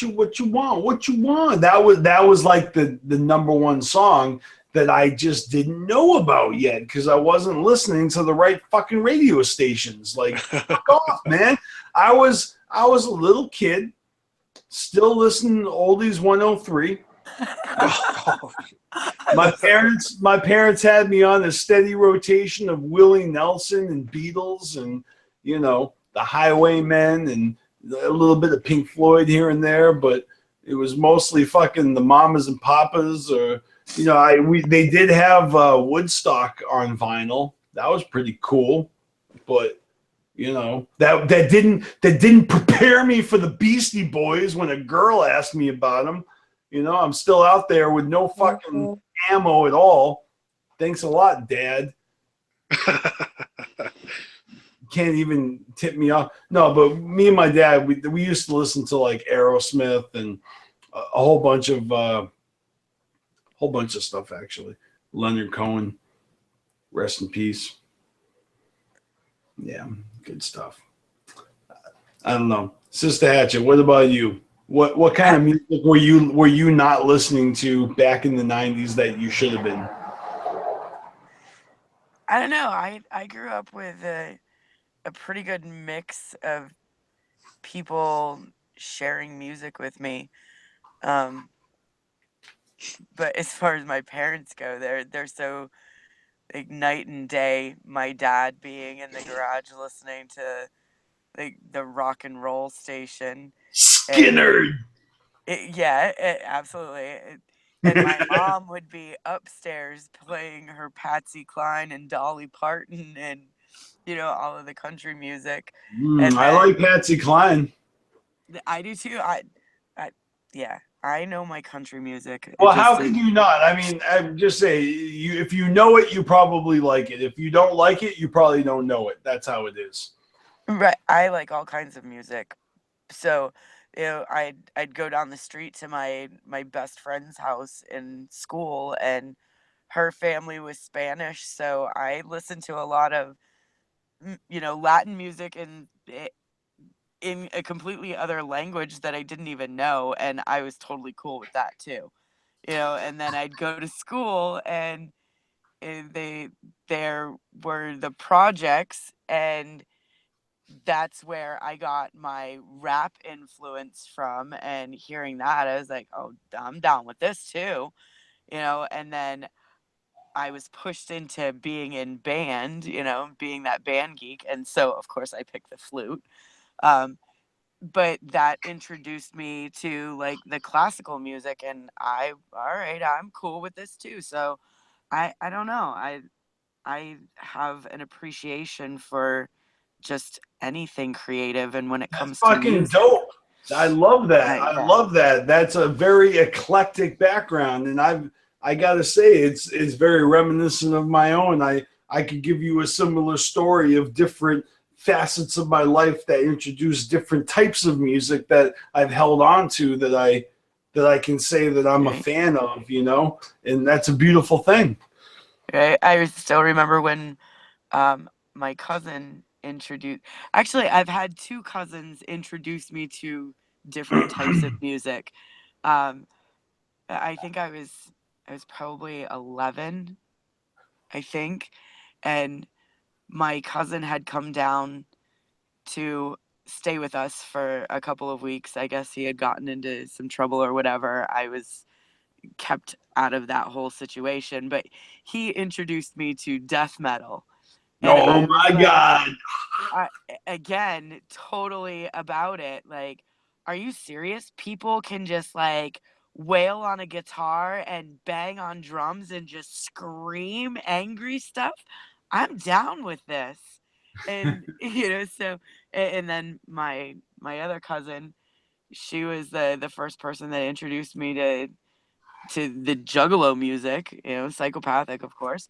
And the first thing that she said was, oh my God, you got to listen to this. And she played Mad Professor for me. And I was like, yeah, where can I get more of this? And, It's awesome. there we are. I remember being in college and them releasing Mad Professor as a single, and I just listened to it over and over again. And I was like, I just wanted to hear more of what they have to bring. You know what I mean? I was so craving the next Joker's card. It was the first Joker's card coming out since I was aware of the whole ordeal, you know? Yeah. So I was just Polluted mind. Yes, you can just bang on drums. I play the drums really fucking awesome, and I just bang on drums. What do you mean? Why can't you? Isn't that what playing drums is? You bang on the drums. Maybe to a beat, maybe not, but that's how you play 'em. Polluted mind. You just have to accept the fact that she bangs. I make it work.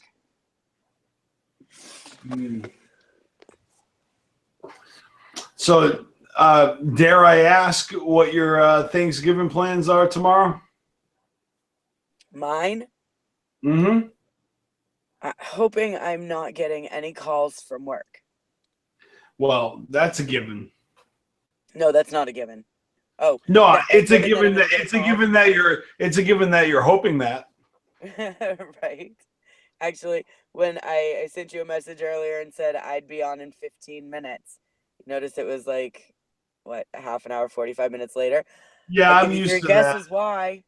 The first two Oh, don't count. trust me, I know. So yeah, I'm hoping that I'm actually gonna make it up to see my parents for the first time in months and have a chill day. Nice. Now, is it just you and your parents, or do you have a big like Macaulay Culkin family in Home Alone? No, it's just me and my parents. It's not like Charlie Bucket and a bed full of grandmas. Nope. Not at all. That's the only reason why I do like the Thanksgiving holiday is because it's just me and my parents. I don't have to deal with anybody else. I love my family, but it is what it is. I gotta tell you, this might be a good opportunity to just put this out there. Since it is Thanksgiving time, you know, it's a time to reflect, at least in my opinion, on what's good, you know, and appreciate, you know, your blessings.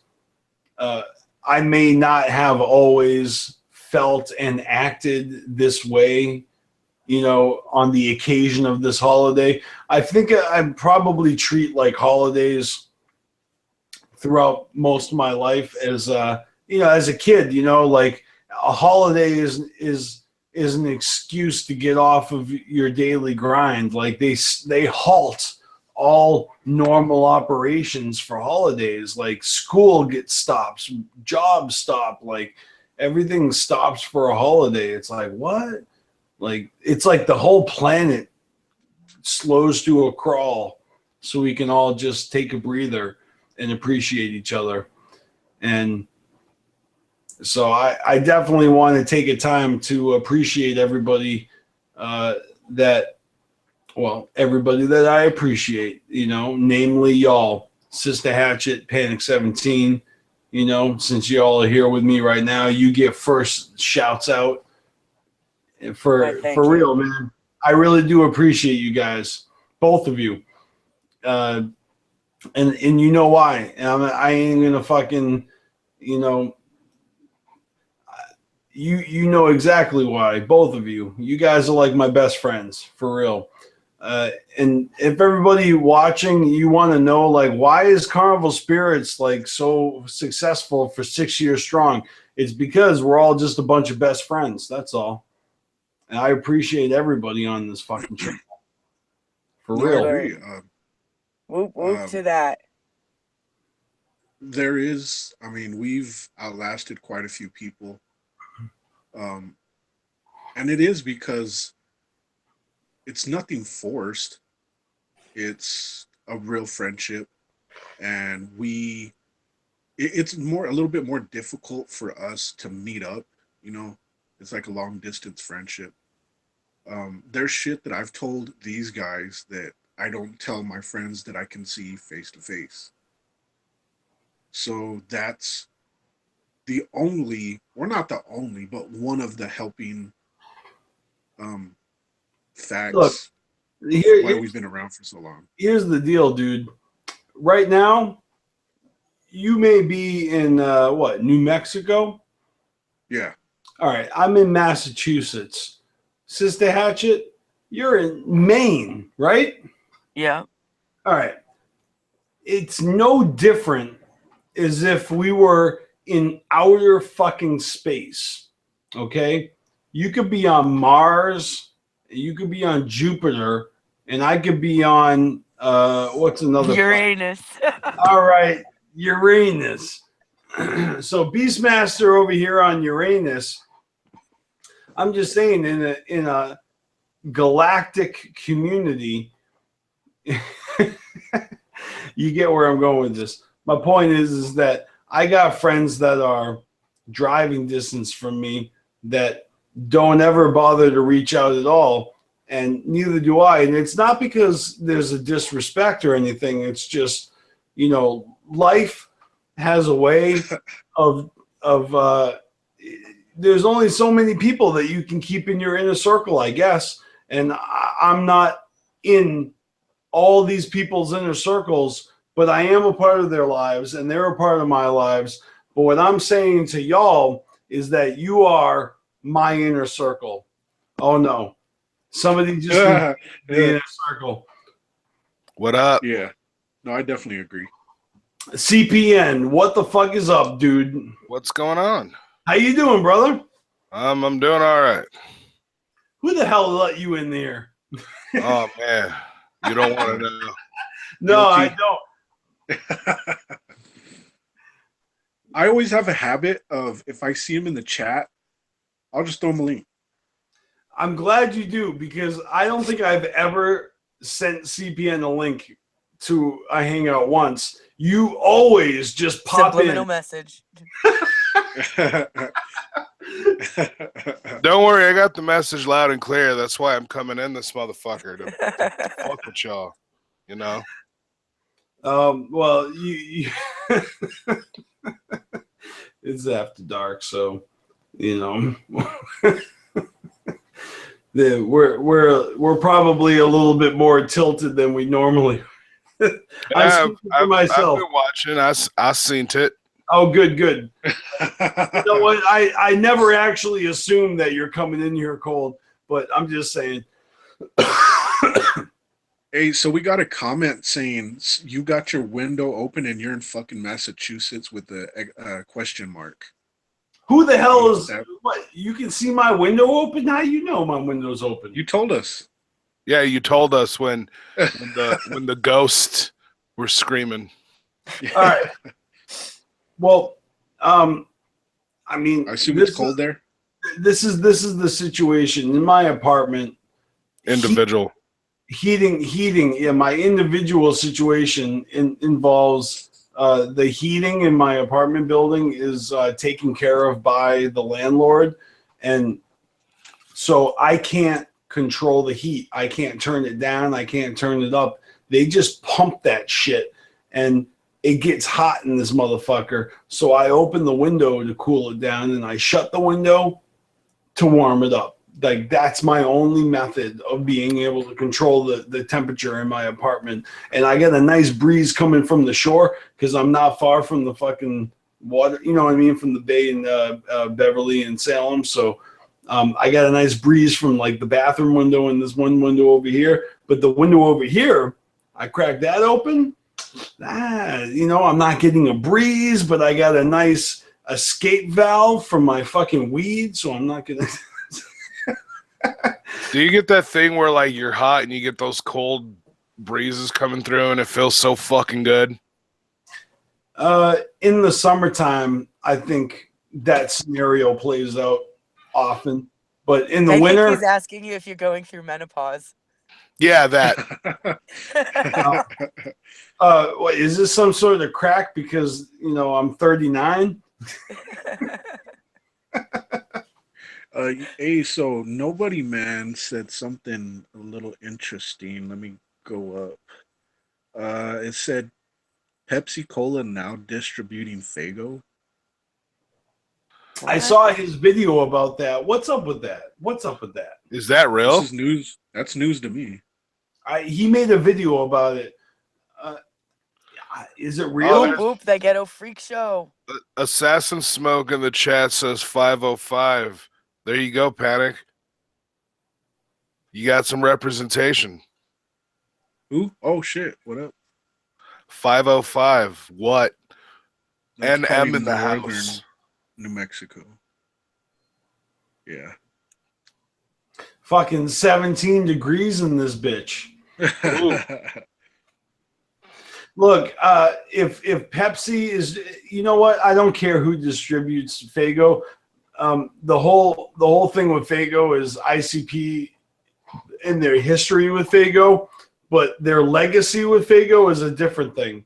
Like, I don't need Fago to keep it real. Fago doesn't need to like live up to any street cred. Like, Fago is just Fago. It's ICP I care about. Fago can get bought and sold by any corporation. It don't matter to me. Let me just tell you, first of all, we make Fago for family consumption. And beyond that, I have nothing else to say. I love the Fago boat song in the Wraith.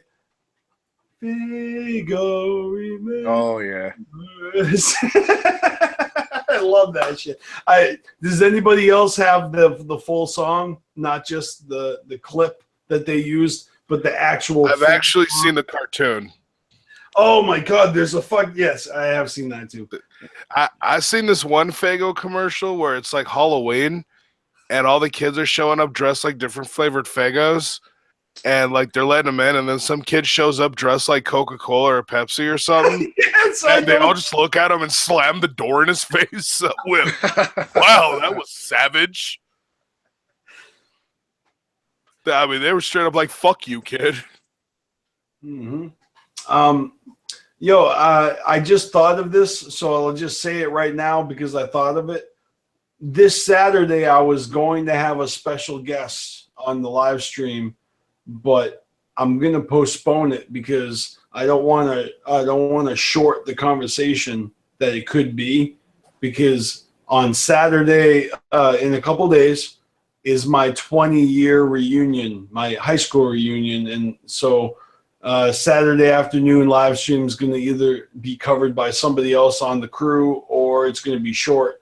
And I didn't want to interview this dude on a short podcast because he is a UK Juggalo who just saw ICP for the first time in his life. Nice. His tour. Thug. He's a friend of mine that I'm like, dude, you just saw ICP for the first time. I want to interview you and get your perspective. And so we're going to talk to him and find out what it's like. You know what I mean? But yeah, it was going to be Saturday, but because of my high school reunion, we're going to do it some other time because I don't want to, I don't want to compromise it. I hear you. So I'm looking forward to that, though. I'm excited. It's my dude from the UK Juggalos. There you go. Sister Hatchet. Yeah. Hi. Hi. I'm sorry. I'm just drunk. I was just checking if you were still there. I think you have an alcohol problem, TJ. Yeah, I do. I probably do. We're gonna have to talk about this. Can we talk about it after we talk about you hitting 10,000 subscribers on YouTube? It is 10,000, yes. Confess my Congratulations, motherfucker. Thank you. That is a landmark and a half. Holy fuck shit. For a Juggalo channel, yeah, I guess. Have you officially passed Boy Blue yet? That happened a long while time ago. ago. Yeah, a long time ago. He legitimately made videos crying about it. Like, it was awesome. Did I he? was like, I don't oh even yeah. that look, I'm just being honest with you. I don't even fucking know if Boy Blue makes videos anymore. I don't sub to that fucking goon. Are you kidding me? I don't sub to him either, but like with the 27 people that are still left to watch him, like 3 of them at least will send me shit sometimes. They're like, dude, he's talking about you.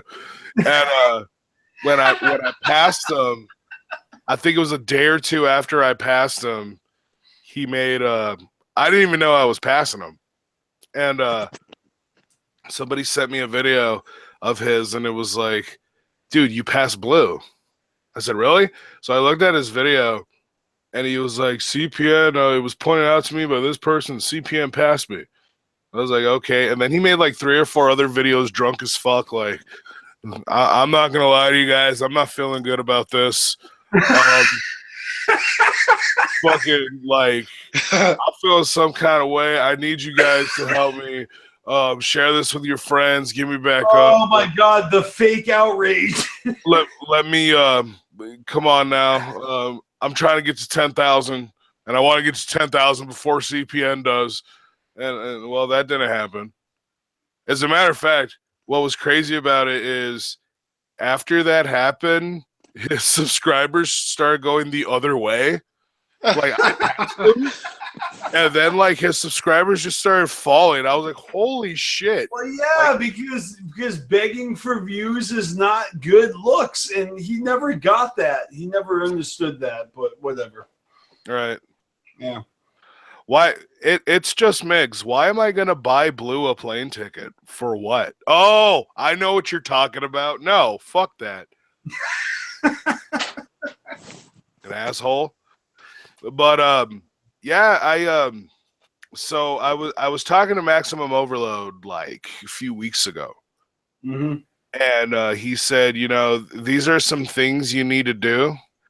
And I told him, I said, look, I don't know, like this whole year with my channel has been kind of I guess you can say it was kind of a fluke, because like I was like, I'm done, and the community's stale, and I'm just done.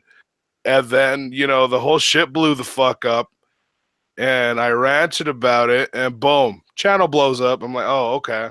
So this is okay, fine. Yeah, you would do this to me, reality. Yeah, but like, are you fucking kidding me? reality really did that to you because you were on the cusp of being done, and then no, I really wasn't on the cusp of being done. I made my farewell video. Like, you did. I'm done, And then fucking that whole shit with Twisted happened, and oh my god, he's like my fucking inbox was like, yeah, I know you left, but no, you can't. Not right now. Not when this shit is happening. So that rant I did, like, I can't imagine a world without CPN videos breaking shit down. I'm just trying to imagine like what this year would have been like without your commentary. It would have been so weird. It would have been very different. I don't know.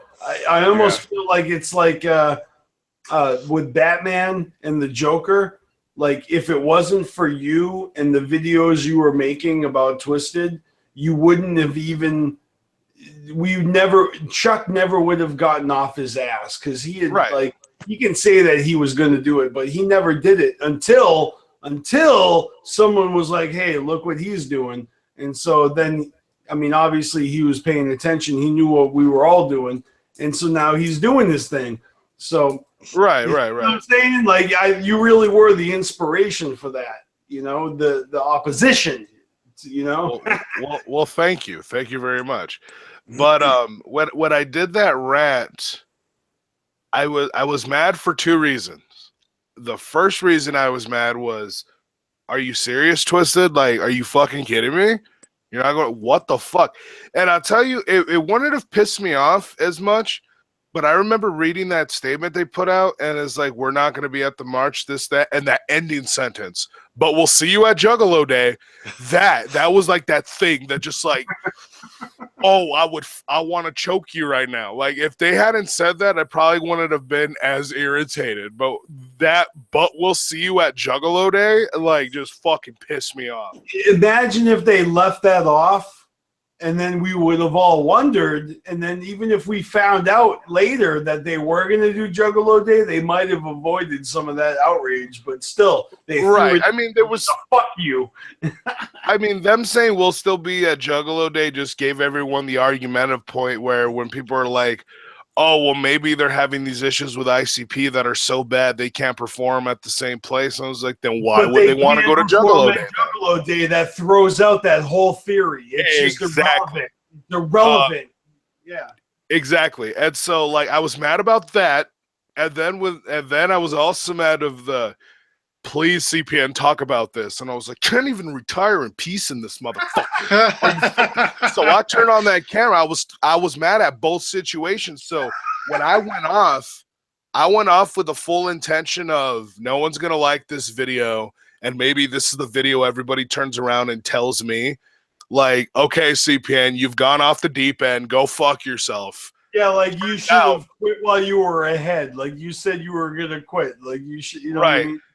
Turns out I wasn't the only one feeling that way about Twisted. Thousands of ninjas were. Not at all. And it was like, oh, well then. And then I was sitting there like, okay, this is what I'm gonna do. I'm gonna talk about this situation until it gets stale, and then I'm gonna retire.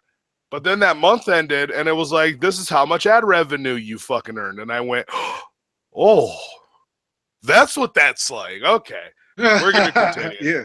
I ain't gonna fucking lie to you. When you have a 3-digit number before a fucking dot, and it's a larger 3-digit number, I was like, all right then, there we go. We got this. Right. We're back on fucking track. That's when you finally decide to come back full time. That's what I decided to do. Is come and then what ended up happening, and this kind of goes back to Blue. Blue ended up continuing harassing me, and but I just never said anything about it on YouTube anymore. And he's fucking making these videos like, oh yeah, I see the last few videos you put out, you got thousands of views. Well, guess what, bitch? I still got more subscribers. Blah blah blah blah blah, and like sending me like these fucking text messages and shit. So I text him back and I told him, Blue, I've been telling you this for years. You only have more subscribers than me because I've allowed you to. If I fucking applied this channel professionally, I would pass you in less than a year. I promise you. And he's like, yeah, you wish. I got like fucking 7,000 above you or almost 7,000 above you. I said, okay, hold my beer. Watch. So, you know. That right there is worthy of a documentary. I mean, I guess you can say though. I guess you could say whatever CPN was prior to this year has retired because I still had a modicum of respect for people's feelings. I don't anymore. Like Holy I'm just shit. You did? Nope. No, see, that's Oh, good. Believe it or not, there's a bunch of videos I chose not to do because I didn't like for instance, DC Fago guy, and I told him this at the gathering that we were all kicking it at. I told him, I was like, there was a video you made one time about OG Juggalos versus newbie Juggalos. I almost made a response, but for my response to actually hit the point, I had to be kind of a dick, so I chose not to. I just wanted you to know that. And he goes, well, it's cool. You could have done it. I understand I could have. I'm not asking for your permission. I'm just telling you that I would have been like kind of a douchemonger and I didn't want to towards you. So I never made the video. There's another video idea I had because you know, if you've watched me enough, you know that I can't stand Cottonmouth Kings, right? Oh, yeah. I was going to do a fuck Cottonmouth Kings style video of me just ranting on how much I hate Cottonmouth Kings. And I was going to put in this skit. I scrapped the whole video because I thought, you know, it won't work without this skit. However, at the same time, that's probably going too far. And the skit was gonna be me going, you know what? I hate those motherfuckers so much. I hope they all die in car accidents. As a matter of fact, and the next shot was gonna be me dressed like Apocalypse going, one down, motherfucker. Oh, What? Wait a minute. Is that how Pakalika died? I don't know, but all I know is he died. So I was yeah, like, I don't even know how. so I was like, you know, I'm probably I always not gonna assumed do it that. was. So. I always thought it was like Zika virus or something. There was one that I had made about KMK where I was like, they're not where basically they're not what they once were. Shit's changing. I wouldn't be surprised if in a couple of years they're just completely done. And I got a lot of people pissed off. I don't know if I still got it up or not. And then sure enough, in the next couple of years, like they're not the same. Like from when I used to listen to now, they are not the same at all. Yeah, see, you're no I've strip. never- Completely different. I've never liked them, so it's like I don't really know what they sounded like then or now. I mean, It's- obviously, I've had to sit through them multiple times because of gatherings and tours. Yeah. But just whatever I They've- hear, I'm like, I will say that the one song I'm kind of okay with is that one, I'ma smoke weed for the rest of my life. You know, yeah. but like just as a Well- chill track, you know what I mean? Just like, oh, I'm just kicking it. Just For me, the fucking mood is it's- chill. Tangerine Sky's okay too, but I really like that song. Think for yourself, man. oh yeah. Even Tangerine Skies, I remember people bitching about that. They're like, "What the fuck is this Backstreet Boys shit?" Like, there was people at the time that didn't like it. people are always bitching about someone when they change some Yeah. shit up. Like I remember when Slipknot came out with Subliminal Verses. Fucking shit. The amount of what the fuck Slipknot I heard from metalheads and shit. I was like, oh my god, shut the fuck up. Yeah, it was because of the Stone Sour, you know. Well, no, not just the Stone Sour, but like on Subliminal Verses, you had like that Vermilion song that was real slow. But I won't let this build up inside of me. You know, that shit. Right. And then there was that one, give me the dust of my father. And motherfuckers were like, what the fuck is that shit? Okay, and I'm looking in the chat room. So Pagaliga died of a heart attack brought on by a severe asthma attack. Okay. Oh, good. See, I thought it was more perverted with vegetables involved or something. So he died like that chick almost died in The Hand That Rocks the Cradle. Old school. Whoa. If you've ever seen that movie. I have. I actually really like that movie. So It's like Pacific Heights, you know, Michael Keaton psycho shit. yeah. Fucking speaking of videos, I remember I almost made one towards Panic once. You have Nice. made one towards me. You have made one towards me. No, Yeah. I made like hardcore. The big one. Oh, I bet. It was in in response to your Robin Williams video. Oh shit! Oh, Robin yeah. Williams. I could understand. I remember watching your video and me and my girlfriend going, son of a bitch. First of all, he's never seen Hook. Fuck that motherfucker. I've seen parts of it, but I haven't seen the whole. Dude, The I'm whole getting one. a Hook-inspired tattoo soon. I will say one thing. That one, god damn it, I want to say it's called Toys with him. Toys, yeah. Yes. That movie Toys that is a weird. badass movie. Fuck yeah, it is. I will say that. But I don't know. I can't stand it every time somebody dies. Oh my god, rest in peace. Like, I don't know. You know It's what? just a I got a weird- problem with everybody on the internet making a bigger deal over Charlie Manson dying than Tom Petty. Fuck that. Tom Petty was a That's like edgelord motherfucking shit though. genius, and I don't even give a shit about Charles Manson, but Tom Petty, come on. The only thing I said about Charles Manson dying on social media was it's kind of eerie the fact that he died a week after American Horror Story cult ended because he was part of it. Like not him Really? actually, but they portrayed Charles Manson in Cult. Yeah, Like, so it's like that movie personified him and then he died. like you ever see those movies where there's like somebody in somebody's head I or live in whatever, that but every day. he can see them? Say it again. You ever see a movie where like somebody's like there's like a ghost in your head? Not a ghost, but there's somebody speaking to you. Like they show a crazy person and somebody's always telling them to do shit. Like Oh, Stark okay. Weather. Yeah, but that person can see them. Right. Okay. So in Cult, the cult leader, Charles Manson is in his head, young Charles Manson, telling him what to do.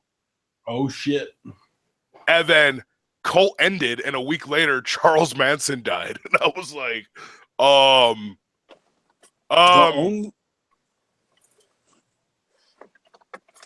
the only thing that I've seen, and it was like one split scene, but it was weird. They're like, I guess, voting, and I have that one guy. If you haven't seen the show, whatever, that one guy that died in the first one from the house, Okay. and I guess he died also in the Witches. Like he died, and then they brought him back or some shit.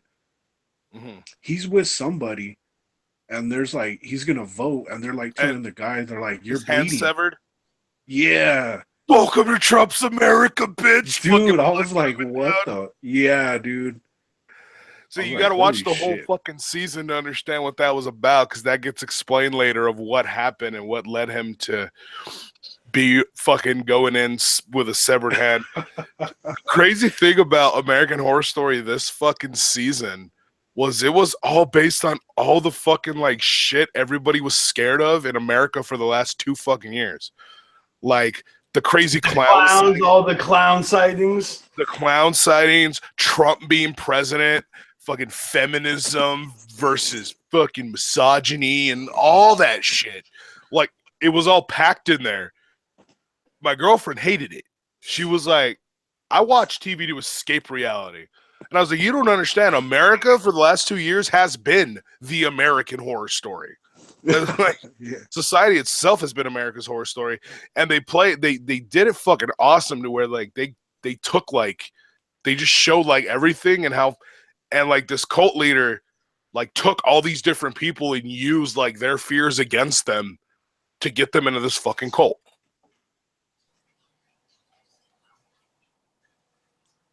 Yeah, I'm gonna have to catch up because I'm still on the Witches season. You're still on Coven? Yeah. Luckily, they're all on YouTube. So, I mean YouTube, Netflix. Netflix? Yeah. Well, all of them except for the last season. Yeah, I'm definitely gonna have to catch up. They're pretty good. I'm just bad about watching shows, man. I need to just take a day and catch up. Speaking of shows, The Punisher, bro. Oh my fucking god. Awesome. I didn't even know that. I knew about the movie. I didn't know it was a show though. Yeah, they just so the like have you seen any of the other ones? Daredevil or any of those? I can't say that I have. Okay. So the way the Marvel movies, like the theater ones, you know how they're all connected and in the same thing? Right. All the Netflix shows are connected and in the same thing as well, but they're also connected to the movies. Now, they don't really connect them too much, but there's conversations in the shows where like they talk about like the event in New York, which they're referring to the Avengers thing when the portal opened and all the aliens came down, and shit like that. They kind of mention Thor a couple times. They kind of mention Iron Man, but Thor and Iron Man and them never really show up in the show. But this one's like the Netflix series centers around Daredevil, Jessica Jones, Luke Cage, Iron Fist, and the Punisher. And it's like they're all of them are fucking connected. Characters are going in and out of different shows and shit. The Defenders, like there's a season for the Defender. It's fucking sick. But they just released the Punisher series. And so far, god damn it. It's so violent. I was like, yeah, this is how you do Punisher.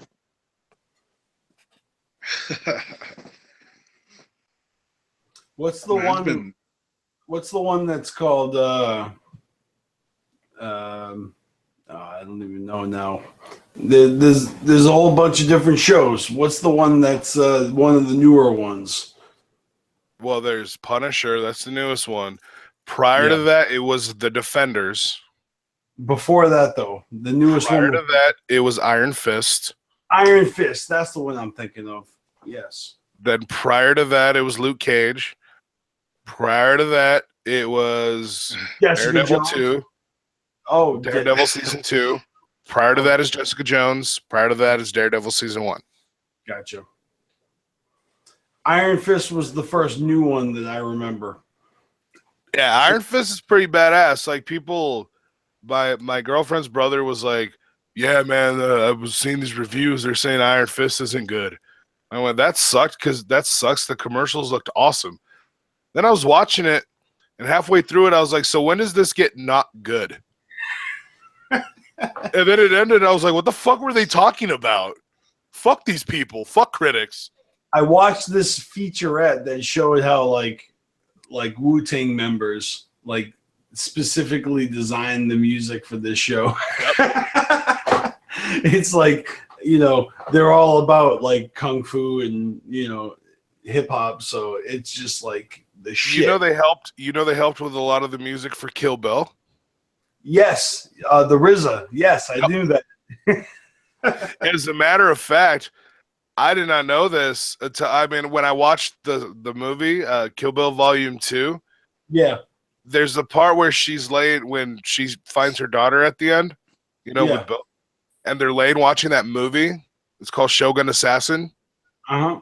The intro to that movie, Wu-Tang used that as an intro to one of their albums. It's called The Liquid Swords.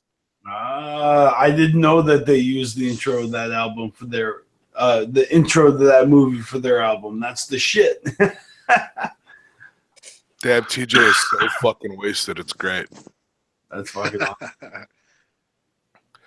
So I think right now we need to get into deep discussion about very complex philosophical beliefs with TJ. Nah, don't even try it. It won't work. As he drinks Becklin. his grape juice. Becklin says he has the Japanese version of Kill Bill and it's completely uncut. I don't think I want to watch a Kill Bill movie that's uncut, if you get my drift. Yeah, what you want to watch an uncircumcised Kill Bill movie? What the fuck? Well, I mean, how do you make a Kill Bill movie with no cuts? Huh? See what I did there? Yeah. Oh, sorry. Anyway. It's all like muscle tears. What? The only thing I would have changed, and it's not that big a deal, is when they made it black and white. Whenever there's that scene where she, you know, cut everybody up and. Oh, come on! That's for aesthetic, you know. That was an artistic. Yeah. Do you not like black and white, Panic? You hate black and white? I just like seeing the color of blood. Well, I understand that, but when she blinked and the color came back on, you saw the blood. Yeah, I know. That's why I was like, it's small. It's like whatever. I thought that effect was awesome. I promise you, all liquids in that shot were blood. You know what I mean? All that dark liquid. Promise, it's blood. Well, it's like negative, so it's all like really white. Yeah. I'm a big Tarantino fan, so most of what he does, I'm like, it's good because Tarantino did it. I'm really pissed that sometime last year I heard that he's only got like 2 more movies and then he's retiring. So I'm pretty pissed about that because that's no time. That's going to be in the blink of an eye. That's going to be in the next 3 years. No more Tarantino movies. Fuck that. You know what? I'm okay with it though because the legacy he's left. Like, he's already made my favorite movies. So. He's got to have a reason, right? He already knows, like, this movie and this movie I need to make, and then I'm stopping before I become a parody of myself. Like, It's probably the best thing he could ever do. But as a greedy, fan. I just want more. You know, I want more from him. So what you're saying is you've seen the Hateful Eight. Yes. Okay. Yes. It's a good movie. Yes, it is. I've watched it many times. I enjoyed the fuck out of it. See, about a year ago, she had a sign up on there that said no dogs, no Mexicans. About a year ago, she took that sign down. You know why? She started letting in dogs. So when you tell me that she left this place, her most prized possession, in the hands of a goddamn Mexican, that's when I call you a liar. Anyway. But you know what I love is that they used music from The Thing when they were leaving their rope line to the outhouse. That music, the score, it's from The Thing. Nice. Yep. Did you ever read that theory that in Pulp Fiction, in the briefcase, it was Marcellus Wallace's soul?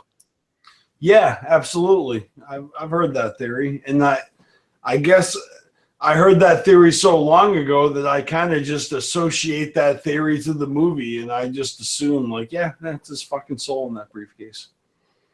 See, the reason I never bought that is because that's not what Tarantino does. That is not a Tarantino movie. Like, oh, Supernatural doesn't happen, right? But I mean, it got released what was in the briefcase.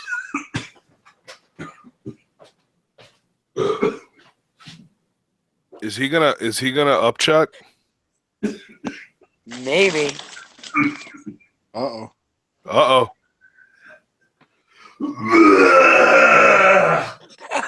Oh man.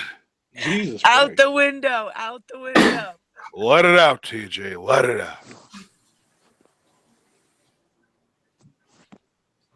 Out the window, all you hear is, hey, man, what the fuck? Oh, my leg. Wait, what? I was just kidding. I figured. But yeah, like I was saying, whatever the fuck I was saying. But I was saying that it got released what was in the briefcase. Yeah, and I'm saying that whatever was in that briefcase was just really fucking shiny. That's all. Yeah. Very shiny. Not his soul, but just something really shiny.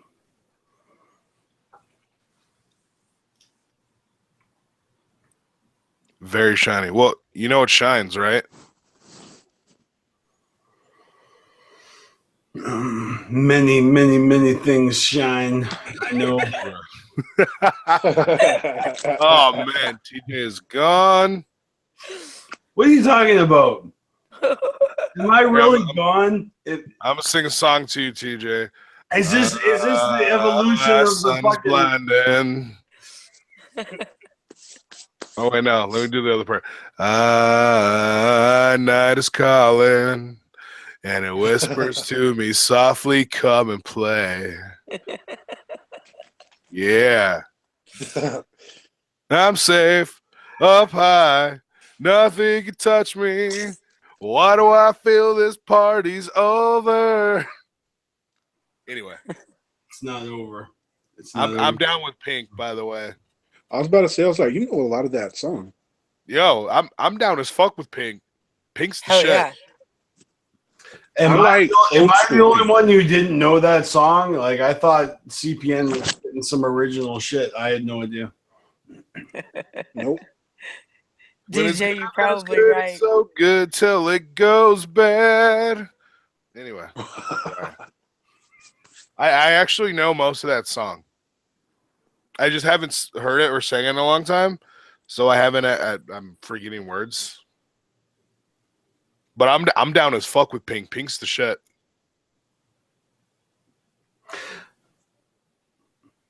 I like those first few songs whenever she very first came out, and then I'm not too sure. Oh, okay. Is she the one who played drums for Motley Crue? Oh no, wait, that was the drummer from Hole, not Pink. That's right. Oh man, Hole. I remember Hole. I'm pretty sure Pink fucked Tommy Lee though. That was Pamela Anderson. No, I think they both did that shit. Okay. Hey y'all, I'm gonna bounce. I gotta go walk my nuts. All right. Have a great Thanksgiving, Sister Hatchet. Thanks for joining us. Have a good one. You We'll too. see you later. Everyone else, have a happy Thanksgiving. Be safe out there. Have a good one, sister. You too, CPN. I'm thankful for all of you guys, because if it weren't for the juggalos out there, I don't know that I'd even have a reason to be around, or a lot of things to be thankful for that I am. So, thanks, guys. Good night. Fuck Stay safe. yeah. Take it easy. Seriously, Thanksgiving is the time of the year to take it easy. There's no snow to shovel, you know. I mean, maybe there's a couple bodies to bury, but Just a couple. Not in the winter. It's Thanksgiving. You don't gotta bury bodies. You can eat them motherfuckers. yeah, eat the bodies. Eat the bodies.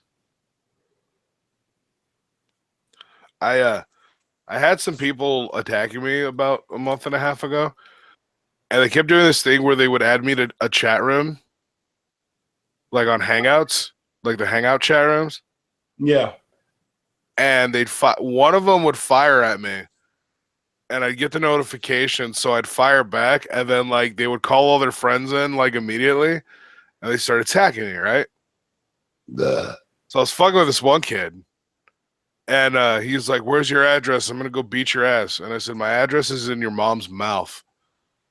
And he goes, "You piece of shit! My mom's dead." And I said, "I'm a juggalo. I'm into necrophilia. Fuck you."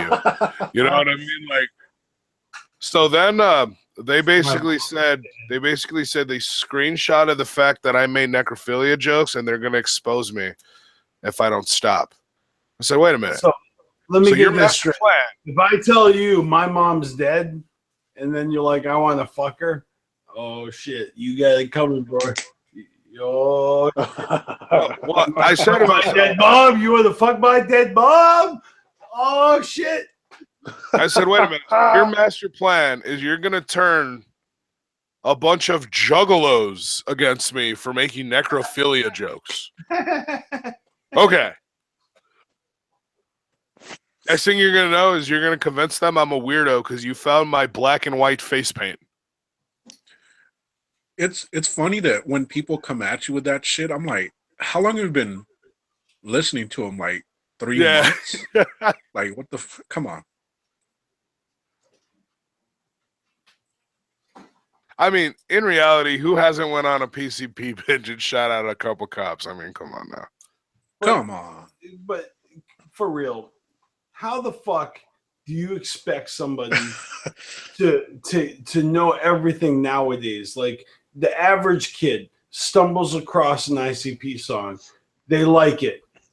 They have no idea what the fuck kind of Pandora's box they've opened by just liking one fucking song. You know what I'm saying? Because it leads to, oh, this album, to this artist, to this label, to this roster, to this fucking legacy, to this fucking, it's just crazy how much there is to fucking wrap your head around. How do you expect generations of people to fucking know this shit? I don't expect the generations. The thing is, I don't expect the generations to know everything right off the bat because none of us ever did. No. What I expect them to do is shut the fuck up. Yeah, that's what I expect them to do. I expect them to not come out and be like, "Hey guys, I've been listening to ICP for 8 months. These are the 8 songs I know. Let me tell you the true meaning of being a juggalo." The fuck out of here. You know what I'm saying? That's where I'm like, you got to go. It's kind of like a doctor. Motherfucker comes in and goes, well, I'll be doing your operation today. I haven't even passed pre-med school yet. No, you're not cutting me. Fuck you. It's like you're getting what's his name, Mr. Bean. Here's your doctor, Mr. Bean. That's right. So DJ Run 4K Over wants to know, how do we find me on Spotify? My rap name is Beastmaster without vowels. That's BSTMSTR. Beastmaster with no vowels. That's how you find me on Spotify. Or I just figured something out. Is Becklin Menace's fucking thing the same thing like yours? I don't know. I mean, if it's missing all the vowels, then yeah. I just figured that out. Fucking Becklin is missing all the vowels. I think.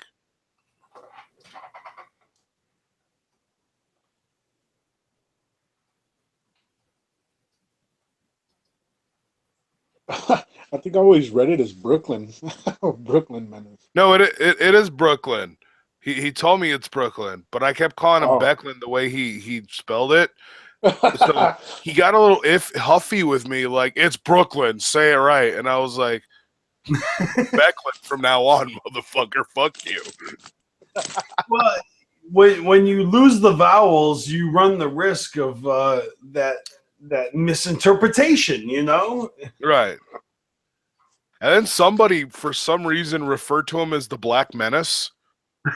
And I went, Black Menace? Okay. But it's more like Blake Menace. Oh, look, yeah. There's Becklin, the Black Menace right now. He says BKLYN is an abbreviation for Brooklyn. It's barely an abbreviation. It's like only missing 2 letters. And it's the same letter. Fucking, you know what? I know. It's not just missing. Don't bring logic into this. I know. Brooklyn, more like Crooklyn, huh? Right? Dude, that's a bad movie. That is. Hey, look, if it makes you feel better, Bryceland Menace, my dad was born in Brooklyn. Bryceland. Fucking with you. No, but for real, my mom's from Minnesota and my dad's from Brooklyn. So I spent half my fucking childhood going to Brooklyn all the time. And I still don't recognize your abbreviation because I'm an idiot. And when you read Beastmaster, you're free to say Bismister or Bestmister or Moister or however else you want to mispronounce it. It's cool with me. I don't give a fuck. Crooklyn. Oh, that's a movie. Have you seen that movie, Crooklyn, TJ? Oh yeah, a long time ago. The only things I really remember in that movie is I remember the neighbor whose house smelled like dog shit and dude punched him. I remember that. I don't remember it at all. There's a story. Bishmister. Bishmister. Bismister. Bossmaster. Bushmuster. Basemaster. Damn. He is fucking gone, guys. Yeah. Maybe I should talk in a softer voice like this as we watch the wild TJ. I fucking run out of booze, okay? I got no more alcohol. As we watch the wild TJ continue to imbibe alcohol, he goes slower and slower. Not even true. I have plenty of alcohol. I got a bottle of vodka if I really meant it. The wild TJ is angry. I'm not even trying to give you guys a fucking show, but there is 17 of you, so maybe I should. Oh man, he is angry. This is why I love After Darks. This is where we need like to get someone tripping and falling all over themselves. We kind of need a Miss Jinx in here, right? She's usually around for these. Well, she probably hasn't shown up because I'm here now because she hates me. Uh-oh. What'd you do? Oh, I just exist. Oh. Like, she told me at the march. I was like, Miss Jinx, I think you hate me. She was like, well, yeah, you exist, you little bitch. I was like, oh, well then. And then she hit me. Oh. Yeah. Violence. Oh, yeah. The march was violent. Don't let the news fucking lie to you. Fake news. This is one of the most violent events I ever went to in my life. I knew it. Yeah, at the march, CPN whipped his dick out and masturbated in front of me. It was horrible. Jesus. I was trying to salt the reflecting pool. What do you want from me? Hey, it was a rough environment. I mean, it was a Juggalo party. What are you gonna do? I felt inadequate. Did you see the fucking Washington Monument? That thing is phallic. It was. Oh, so we got a snort. That was awesome. Yes, I'm full snort mode. It's fucking Thanksgiving, for Christ's sakes. It's not Thanksgiving till tomorrow. Yeah, whatever. It's close enough. You know what I mean? People will be. Everybody who ain't watching live, watching tomorrow on Thanksgiving, you got nothing else going on. You're actually watching Carnival Spirits on Thanksgiving. You are the shit. Nobody, man. Why are you dissing me? Fuck you, nobody, man. You little bitch. All right, I'm coming for you. Why are you fighting with nobody, man? What's up? I'm gonna dox nobody, man, for disagreeing with me in the chat room. I'm pissed. What's he disagreeing with you for? I have no idea, but how dare you disagree with the likes of me? You're getting doxxed. Down.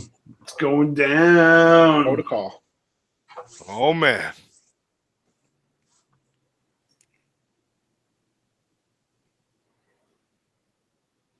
I don't believe you. Yeah, I'm not going to do any of that. I'm just going to take the diss like a champ or like a bitch. That's the all right. bitch that I am. Whenever you, CPN, went to the march, and you said 30 hours or 30 plus hours, and I'm like, because I got the locations mixed up. I was thinking Washington State. Oh, and I'm gotcha. like, there's no way it's 30 hours. Right. But then I snapped, and I'm like, oh, okay, I see. Yeah. And then when Beastmaster was able to go, I'm like, damn, he must have took a long ass trip. I got everything all fucked up. Yeah, it was the opposite way around. Beastmaster had the shorter drive. I had the longer drive. Yeah, and my drive was still like half a day. Half a fucking day. Really? Yeah, like 12 hours. Oh, you had a 12-hour drive. That's cute. 12 hours. I'm not complaining. It was a good 12 hours. That was decent. That was a stress on my life. Minimal stress. Like that was probably the sweetest road trip ever because it was all road. It was just road and then fucking march. And the march was like the equivalent of a gathering. It was just fresh. So the road was nothing. It was nothing. No, CPN, he had to actually travel like a whole lifetime. He had to go into cryo like fucking sleep, you know. Yep. It was it was hardcore. Hey, so what's his name? That went with you? Was he close to you, or did you? Overload? Yeah. Did you have to make a trip to go get him, or what? No, so this is what happened. I was gonna fly to DC. That was my original plan. Maximum Overload was like, "Yeah, man, I'm trying to go to the march," and I said, "Okay, well, I'm flying. I mean, maybe we could all kick it at the hotel." And he goes, "Damn it, I don't fly." And I go, "Okay," and he goes, "I'm trying to go to the march. I'm trying to drive." So, dude, this is a long ass fucking drive. You're going from one coast to the other. And he's like, I know, but I just don't fly. was like, okay. And he goes, dude, I'll tell you what. If you drive with me, I'll pay all the gas and pay for your hotel and buy you some food on the way back. All right, cool. Fuck it, I'll save some money. So I would have taken that deal too. And then, of course, somebody got so sad. So sad. I could not believe it. Oh, man.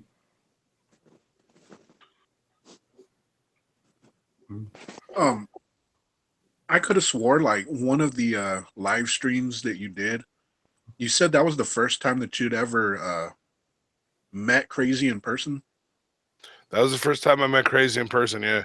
Hey, Panic, I can tell you, man, I was there. I witnessed when CPN and Crazy saw each other in person for the first time. I was and there was no cameras rolling, but I saw that shit happen. And I actually stepped back and I was like, all right, I'm witnessing something here. I don't know why, but I always thought that y'all had chilled at a gathering together or something before. I mean, no, you're getting that mixed up with there was a chick chilling, but no, the gatherings I went to, he couldn't make it to, and the gatherings he made it to, I couldn't make it to. Now, there were times where me and him were at the same gathering, but YouTube didn't exist and we didn't know each other. Oh, okay.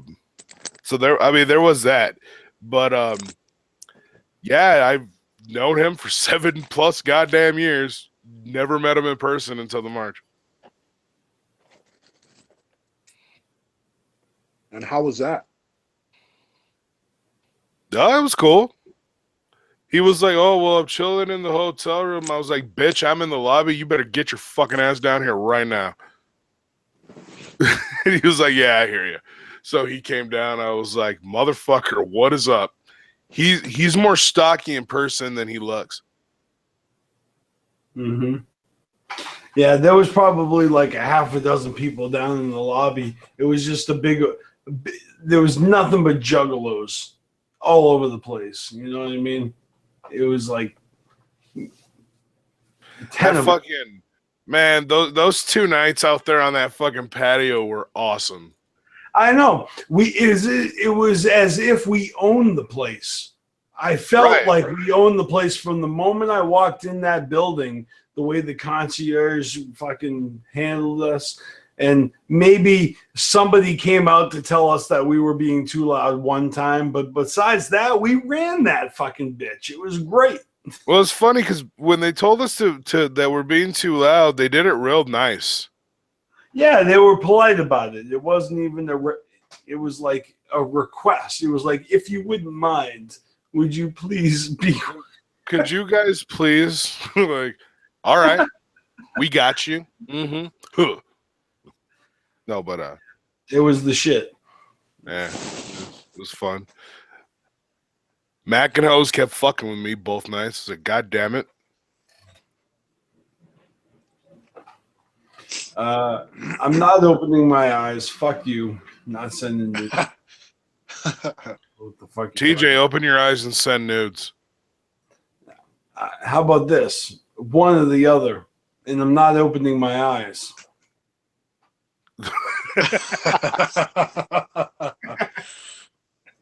There's this thing where, like, if you blow smoke in somebody's face, you're either trying to fight or you want to fuck. So he used to do this joke. That's a thin line. That's a thin line to walk between. So he do this joke where you go up to a dude and blow smoke in his face, and he's like, "You want to fight?" No. Yeah. Fuck that elevator. Yeah, that's right. That elevator was crazy. I literally thought it was going to break a few times. It felt like you got in the elevator and it moved. It was like, holy shit. That's why I take stairs all the time. We were on 6th floor. I am not doing the fucking stairs. Builds character. Fuck it. It does build character. But you know what? I tend to think that sometimes if I'm in an elevator, kind of hope it stops, the lights start flickering, people start dying, you know? It's like that movie Devil. It's like the music comes on slow and it's like boom. You know, it's oh wait, maybe I'm describing a different scenario. No, I think I would definitely be blown up after, I would say 4. Yeah, probably 3 or 4 flights of stairs. I'd probably be blown up. Yeah, I used to walk up and downstairs all the goddamn time. I'm just not there anymore, you know. Yeah. Yeah, it sucks. Listen, for everybody in the chat telling me that I should eat worms, I'm not going to do that. But what I am going to do is I am going to drink another Faygo that is over 17 years old. And I'm going to drink. Jesus Christ. Yes, and I'm going to drink a Spasmatic that is 10 years old. It's basically one of those. No way. Those first fucking Spasmatics that first came out in 1990. Really 10 years old? I'm sorry, 2007. Yes, the Tempest, 2007. It is 2017. It's been 10 years since Spasmatic came out, and I got 2 cans unopened, and I'm going to drink one of them live on YouTube. So get ready for that shit. And I got one more Faygo from 1999 that I'll still fucking drink for the right price. And oh man. So just letting you know. So apparently there's something about getting stage Faygos. What do you mean stage Faygos? Like an unthrown stage Faygo? Right. What? Like it graced the stage, it was in the bucket and then got retracted? And apparently if you catch yourself an unopened stage Faygo, you're the shit. What, you mean like a Faygo that's thrown from the stage that hasn't been opened, just like a full bottle? Like if you got a Faygo, a full 2-liter that has not been opened, that for some reason it didn't get opened, but it was on the stage, you're awesome, apparently. Like, yeah, I agree with that. Yeah, I've literally seen like threads on Facebook of people talking about that. I'm like, what is this stage Faygo I keep hearing about? By the way, I've never participated in any of these threads, but if anybody comes up to me in person and tells me that they have a stage Faygo, I will immediately kiss their ass. I have a stage Faygo. All right, well, I will kiss your ass appropriately for having said Faygo. Sweet. That's like a skill.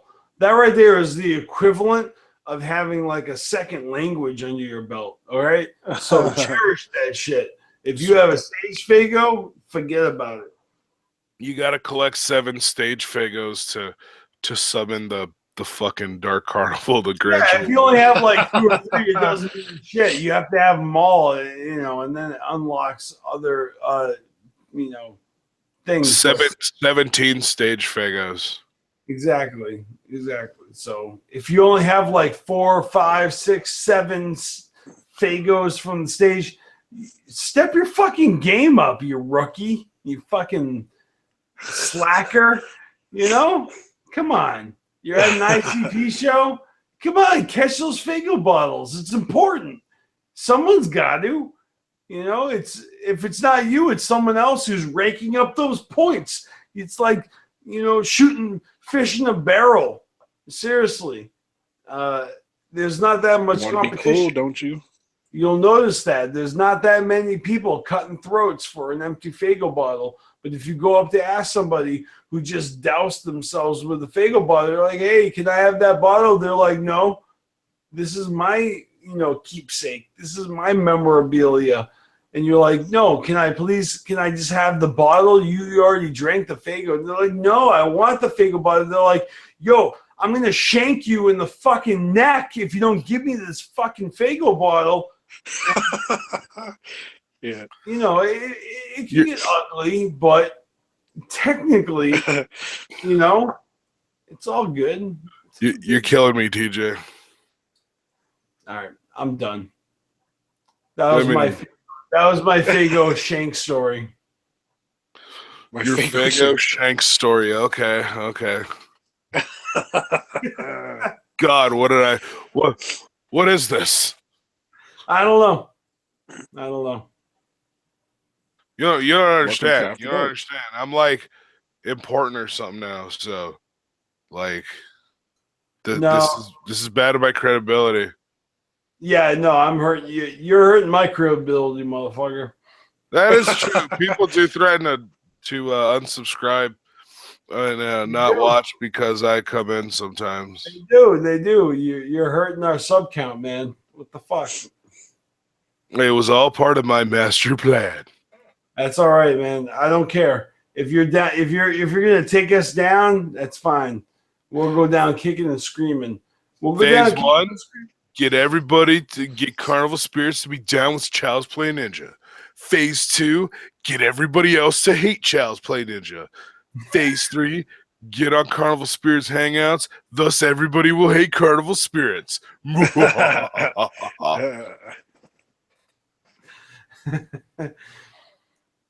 Sounds like a good plan to me. I'm all for it. Phase 1, steal underpants. Phase 2, Phase 3, profit. I lost you at the end of the pants part, but that's all right. That's right. Gotta go to work all night. We won't sleep until we have the pants. Oh, God damn it. Is that all you got, pussy? I don't know. Too bad I already beat that South Park. That new South Park was pretty fun. I see. So I have that game, but I also got Assassin's Creed. Oh, So yeah, the new one. I've been on the Assassin's Creed. Oh, okay. And then I feel like a dumbass because I got on the Xbox sale and I bought a bunch of 360 games, like Mass Effect, the first one, because I'm going to start playing that series. But then I bought like all the Gears of War and a couple other Red Dead Redemption because I've never played that yet, and everyone tells me play Red Dead Redemption. So Yeah, like, all right, dope. fine. But then I go to the thing, and you get a month of Game Pass right now for $1. And all those games that I just purchased are part of Game Pass. And I'm like, well, that's bullshit. So now all the games I purchased were like $5 a piece, except for Red Dead. Red Dead was like 10, but all the other ones were like $5 a piece. They had The Witcher 2 on there for like $3. I was like, all right, I'm gonna get all these, and then it's just Mick says, I will game her pass. You damn right. Oh fuck yeah, game that pass, bitch. Wait, what? All right. What time is it? Oh, it's almost 11 over here. I'm going to drop off this motherfucker. I'm going to smoke the cigarette, and then I'm going to go to bed because I have to get up early and drive south so I can go do Thanksgiving with my sister. Oh, what's it already? Almost 1 a.m. on the East Coast. So I appreciate that fucking sentiment. I am signing off. Oh, myself. wait. See, No. You see what happened, Panic? As soon as I said, I'm out this motherfucker. What Who popped up? She was watching. You guys all saw that, right? I'm not tripping. Right? As soon as I said, guys, I'm out of here. Oh, bam. It's not gone. Oh, She no. popped up. Jinx. I was telling Panic about how at the march I was like, why do you hate me? And you're like, because fuck you. You're CPA, you're a bitch. And then you punch me. Yeah, I'm here to ask why you did that. Don't, like, I'll fuck you up again for sure. Honestly.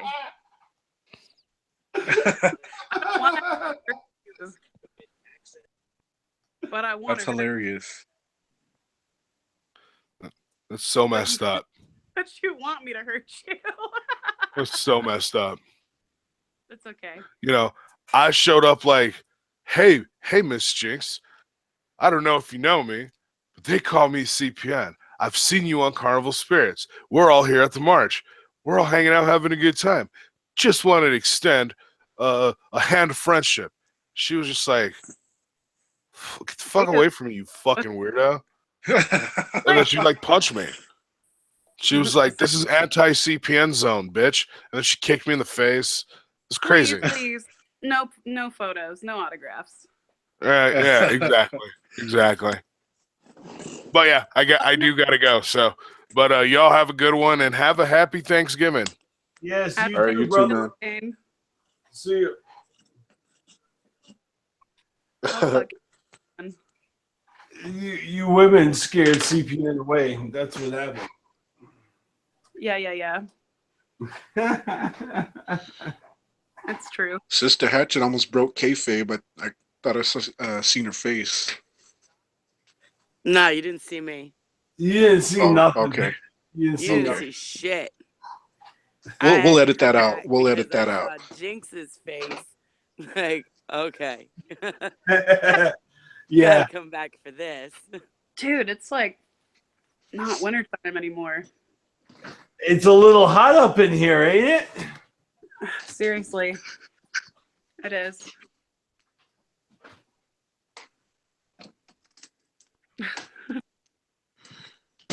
You've missed it. TJ's been drinking. Oh, me too. It's okay. He's tipping the grape juice. Oh my god. Oh my god. I still hold up.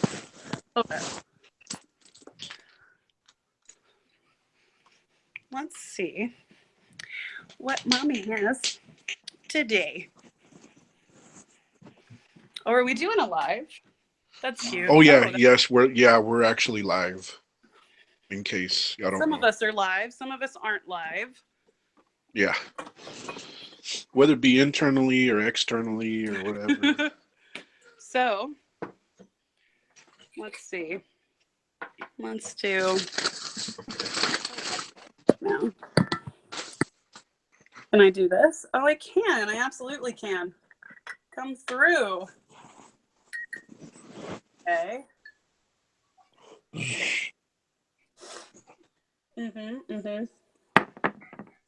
Two can play at that game. What is that? This is some Sweet Tarts vodka. Oh, I was like, the bottle looks colorful. Right. Kind of circusy. So, how are you, Panic? I haven't talked to you in a long time. Yeah, it's been a little bit. I'm good. I'm actually on days off right now, so Nice. doing good. Just hanging out. And you? I know you've had like a lot of stuff going on. Oh, buddy. It's been real. But I'm great. You're good though? You're good though? I am. I'm doing way better, yes. Yeah, Okay. definitely. I've seen you've been taking a lot of plane trips and shit. Yes, I have.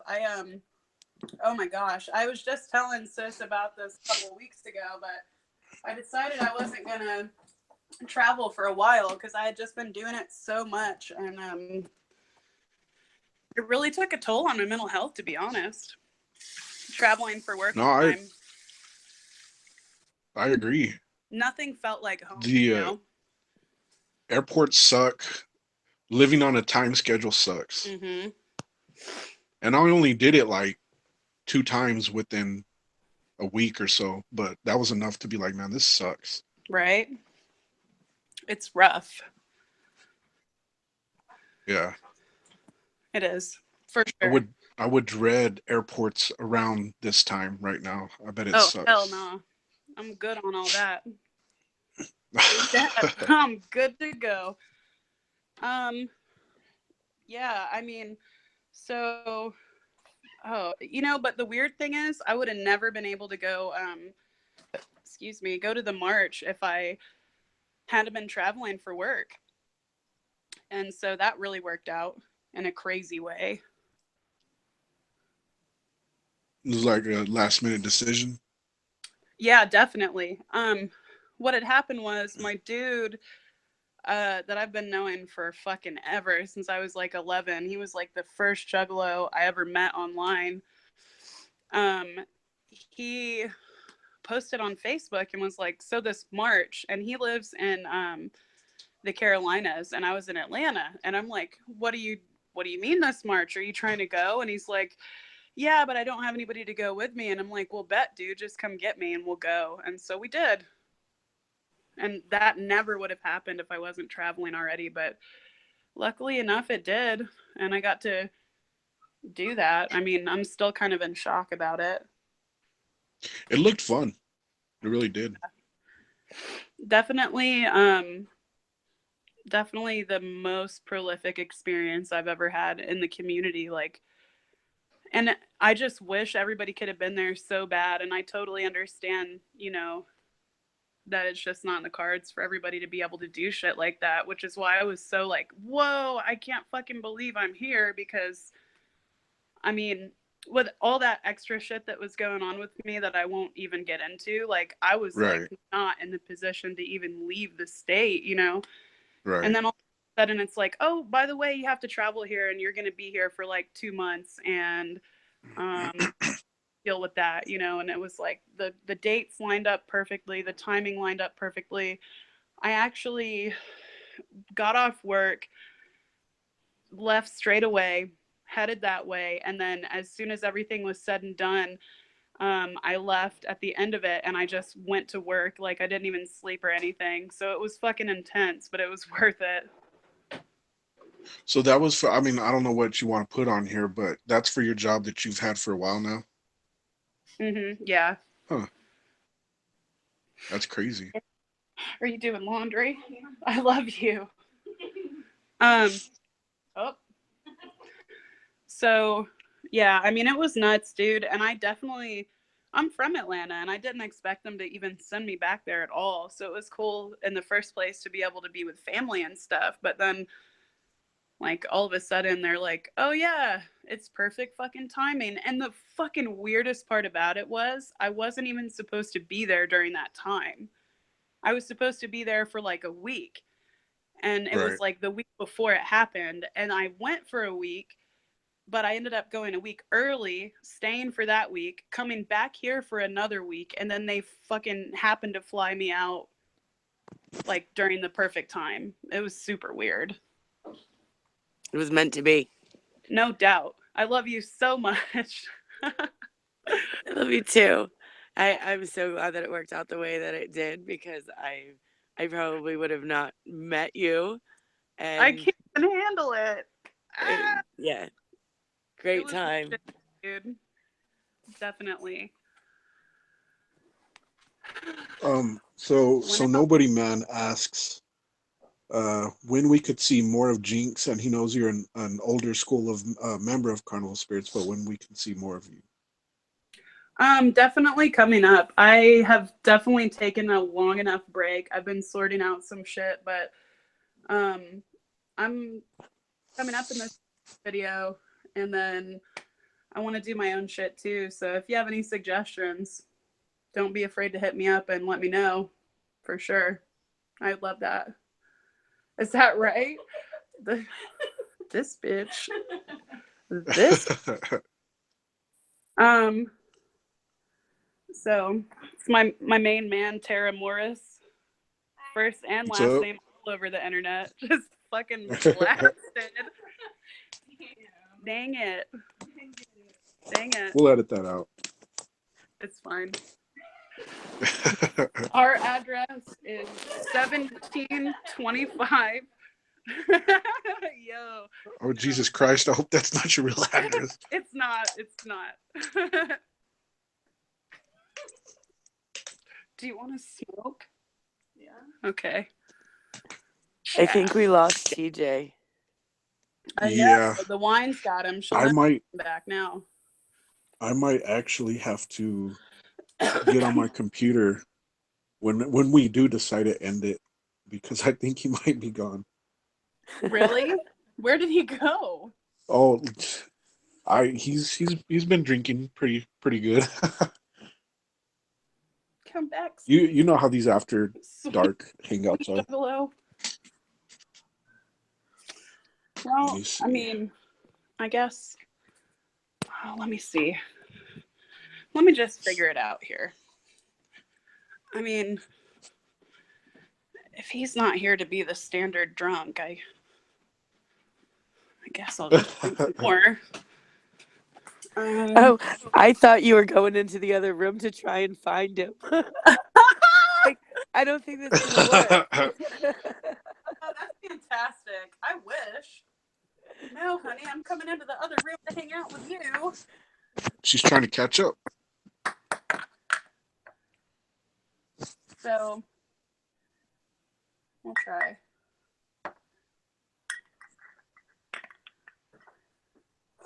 I did something I haven't done in years, and I drank until I threw up like a couple weeks ago, and it was just so brutal, you guys. Oh Jesus! It was not cool at all in any way. Yeah, that always sucks. Yeah, I mean, it I was haven't. next level. I've drank enough times where I can count on my hand, but there was a time or two when I did way too much. Yeah, it was not cool. It was not fucking cool at all. Like,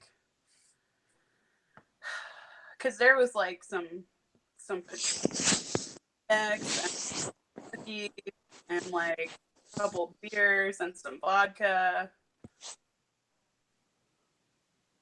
It wasn't a good look at all. It's really dead. Uh-oh.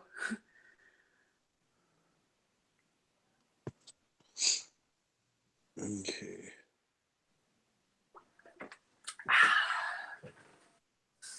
So, Sorry, I'm just trying to pull this up on my computer. oh, it's all good. Damn, TJ, come back. Maybe he's puking. Maybe he's taking a wine shit.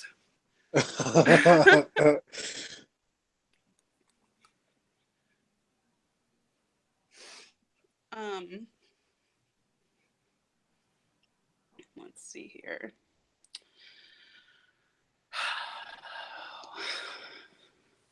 Do you want to smoke a bowl or smoke a joint? Both. Decisions. A bowl or the joint? Shit, I wish I could hang like that. I can't hang no more. I have. Oh shit! Fucking. Do you want to smoke the Tangy or the Forum GSC? Because we Jesus still got Christ. this guy. Oh yeah, I remember now. Okay. I don't know. Look at that beautiful packaging. Come on, packaging. Mm-hmm. Oh, is that like medical or what? Nope, just recreational use. But it's all packaged really nicely here. You gotta love that. And then like just like some normal, like mid-grade weed, I guess. It's good. Oh yeah, that looks pretty good. Um. I don't even know if you know that I Huh. quit a while back. I did. Did you? No. No. No. Oh yeah, it's been. I don't know, 3 or 4 months, Damn maybe it. close to 5. Damn it. Yeah, it's been a while. So you still haven't smoked? No. Damn it. Just for a job. I got you. Did you get a new job? No, I'm basically I'm waiting Mm-hmm. for openings. But Well, I'm proud of you. You got this. yeah, thanks. Yeah, I'm just, tired of the same old shit. Mm-hmm. I feel you. Whoa. Wait Double a minute. panic mode.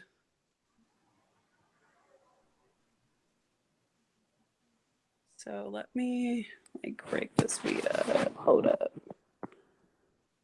Mm.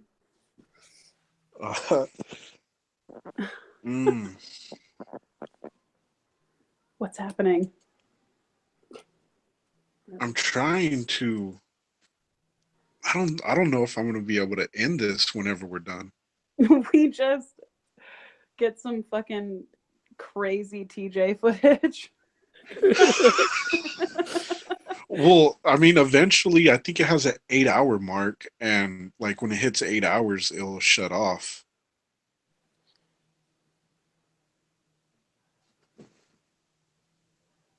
Um. Oh, you know what? Maybe I could.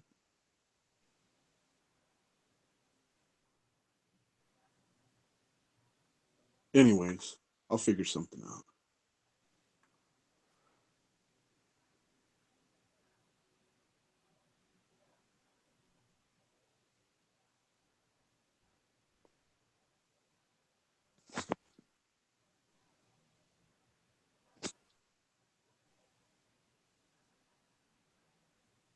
Mm,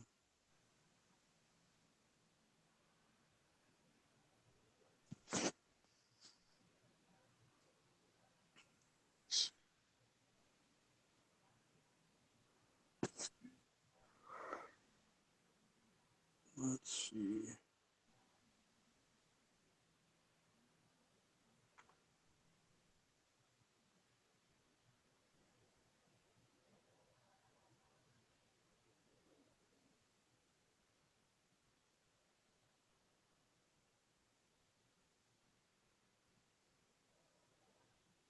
Um, live stream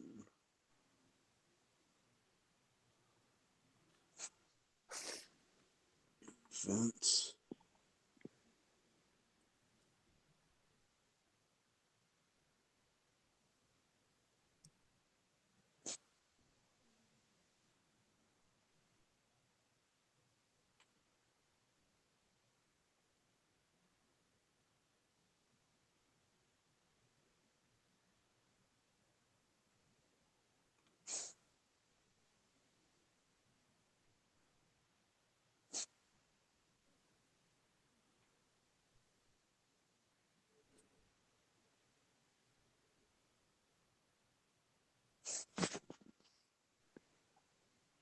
Sorry for the dead air, everybody. I'm just trying to figure this out.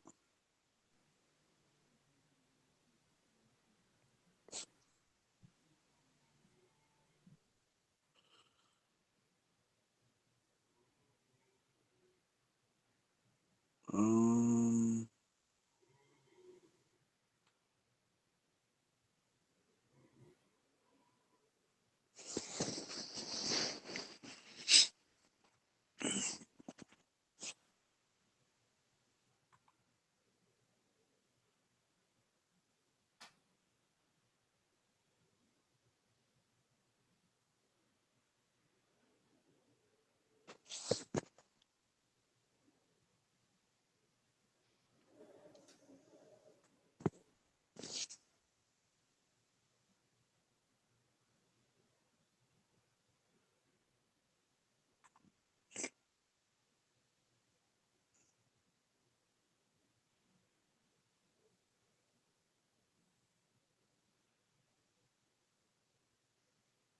oh, okay. Okay. All right.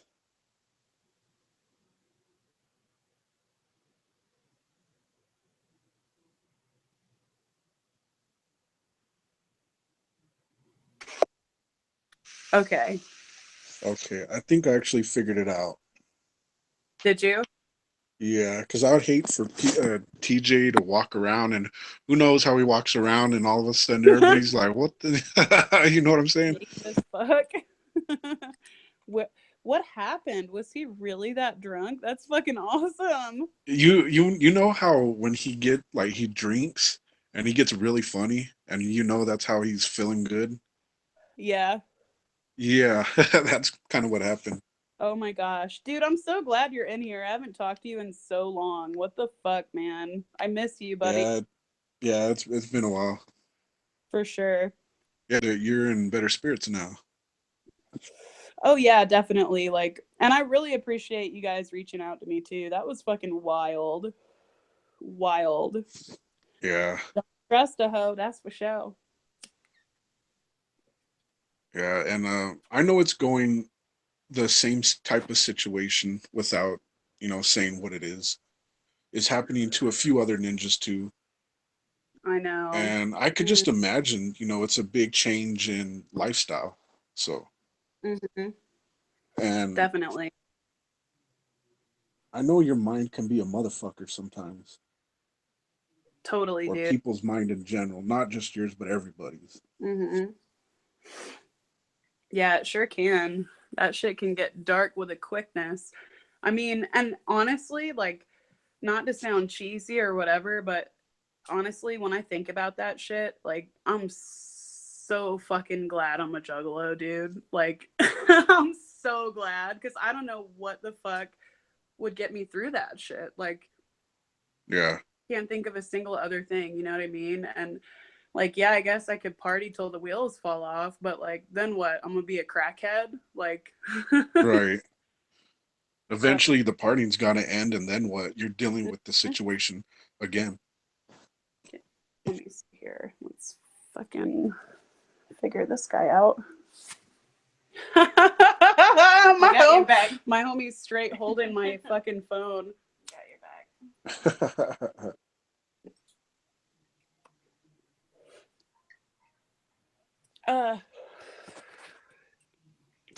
You want one? Hi, Tara.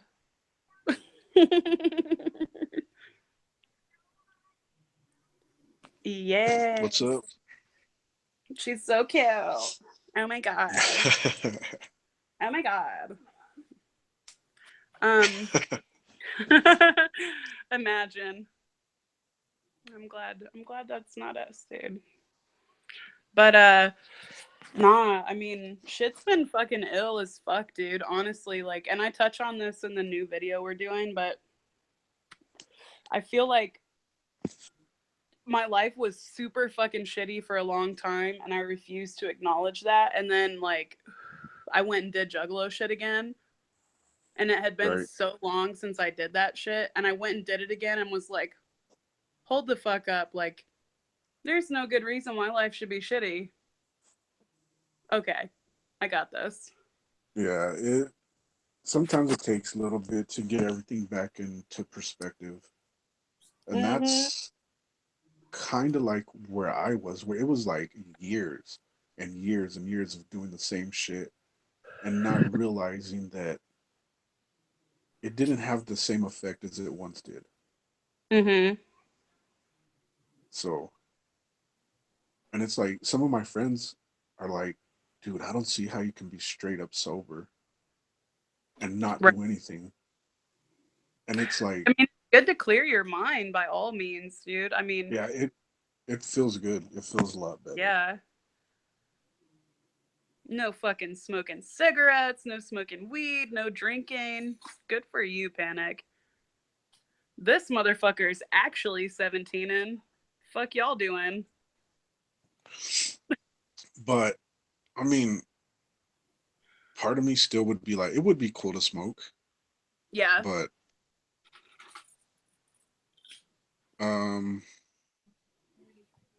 other aspects, it would suck. Right. It would I guess financially and Oh yeah. But yeah, what, for right now I'm like, I'm good. Weed, right? Here's a little poke there. Here.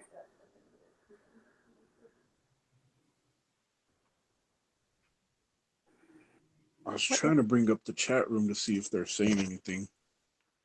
Or if there's even anybody left, but right. Everybody's like, well, nope.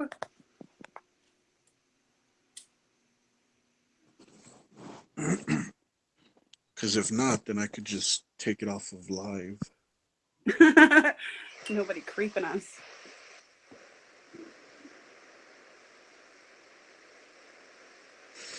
That's crazy. I didn't know that doing what you do, you can like travel to different places. Oh yeah, definitely.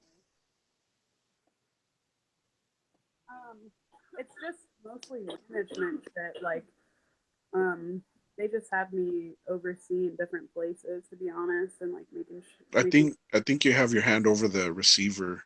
It's kind of muffled. Wow, I sure did. Um Okay. for sure. No thinking, just doing, and I did it, honey.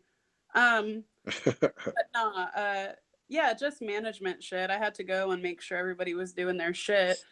And thank Oh goodness shit. I had a competent staff because if I didn't, I don't know how I could have just left my shit, but I did, and I was able to go to Seattle and um, spend some time here and there in San Francisco and New York for training shit and go to Atlanta and do all this stuff. And it was dope. I mean, it's always nice to like, I like and hate the feeling of being uncomfortable. You feel me? Like when you go to a new place and you're just like, I don't know. I don't know where I I know. am. Yeah, I know exactly what you mean. But I feel like it's really good for you too, you know, like to push those Yeah. boundaries and not have the familiarity. Familiarity. Yeah. I don't know. It is. It is for sure. And I think like just being able to do that and like handle my own shit, I feel very much so like it forced me to grow as a person, especially when I went to Manhattan because New York is no hoe. That shit is fucking terrifying.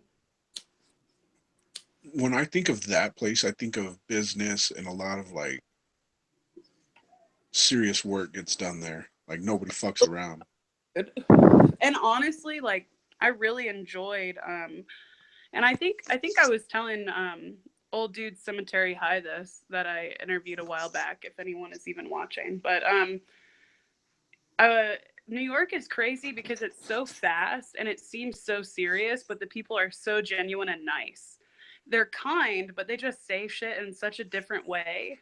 Like where we're from, shit is kind of slowed down and hospitable. And where they're from, it's kind of like, hey, hurry the fuck up and ask me what you need to ask me because I got to go and I want to make sure you're not too stupid to understand what I'm telling you because I care. Right.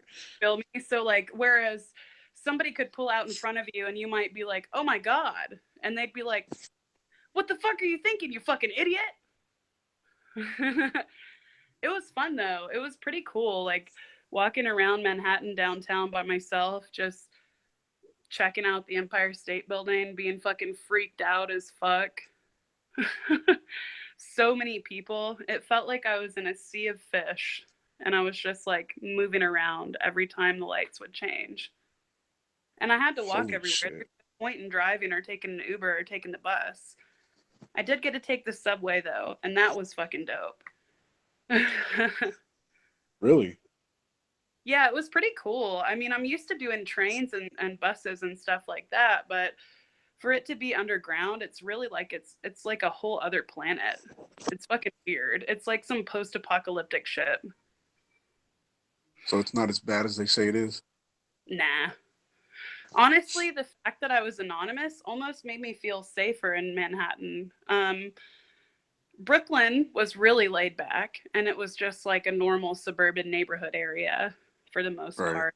Um, and Manhattan, when I was in the subway, it was just like super quick, strictly business. And there's so much going on. There's so many people there that like nobody gives a fuck about you. But then again, there's always somebody around.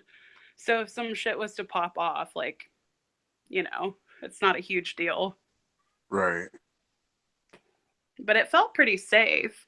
I think the most that they have there is pickpocketing, but I mean, I understand a bum trying to get up on the come up by surfing a crowd of people and looking for a wallet that's sticking out of the pocket just a little too much. I mean, it's not right, but at least it's not shanking motherfuckers on the train. Yeah. Shit. Pick your battles. That's all I'm trying to say. So I guess it's changed up there. It's not as rough as it once was, I guess. Oh, really? I Well, don't because know. I would always hear that Brooklyn's rough, and I guess if you go to certain parts. I was just surrounded by a bunch of Hasidic Jews. So they were like, "Do you want coffee? Welcome to Brooklyn." Oh, was it the real ones with the fucking, you know what I mean, the little No swirly doubt. hair and the top hats? And they were like, Was "Do it? you want coffee? Do you want some breakfast, honey?" I'm like, "Oh, Oh shit! are you my grandma? Because you seem a lot like my grandma." Although I will tell you what, though, they straight tripped on me for my tattoos and stuff for sure. Really? They were Oh not, yeah, they were not having it. They're like, "Can you wear this long sleeve shirt we got you?" yeah. They don't. Shit. Yeah, they're not into that. No, they were not. I was like, "Oh my God, I don't know how to hide it." And so I took out these and I took this out and then I just left my nose ring in and I was like, "Sorry, I can't take that out, but like Yeah. still kick it if you want to." You're talking about the work environment? Uh-huh. Oh, okay. Yeah, it was funny. And I've never really had that issue. So it was like, "Oh, I didn't have to do it, but I was like, you know what? I'm a juggalo and I'm respectful. God damn it." And that's why I did what I did. Yeah, and it's also your work area, so you don't really want to. Trying to collect them ends, bitch. Yeah, Mm-hmm. you don't want to cause no problems. Exactly. Don't want to have to fight anybody. Not again. So I've heard. Uh, uh, I'm the sweetest. I'm like a microwaved peep, you know, microwaved Halloween peep. Maybe one of the sour peeps, but it's also Halloween. I'm gonna go with a bat. But yeah, no. Um, so life has been great, and I'm glad I get to share it with my friends.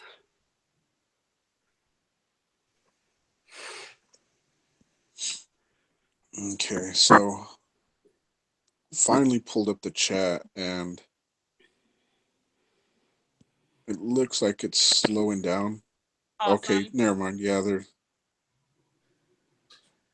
Is it? it's slowing down. I didn't know PJ. I didn't know TJ was gonna disappear on us. I know. I know. Where'd he go? Where? It's okay. We'll find him. Someday.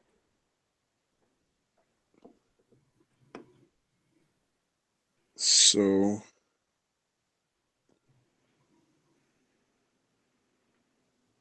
yeah, we still got Ninja with the pencil, Nobody Man, Jug the polluted mind, redheaded stepchild.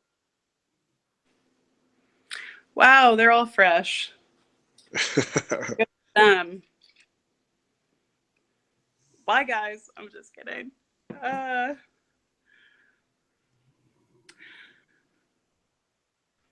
They Are said you something off? about it. You're off tomorrow, right? Me? Yeah, luckily. That's up, bitch. I feel like I barely ever talk to you and you're like, "I'm off work." You're usually like, "Well, guys, gotta go to work. Fuck it." Yeah, man. Yeah, I'm definitely ready to get away from that place. Mm-hmm. Yeah, ready. Man. But I would rather be working than broke as fuck. I feel you.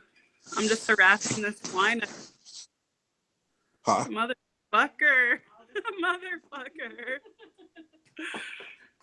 It's This is how it goes down in my apartment.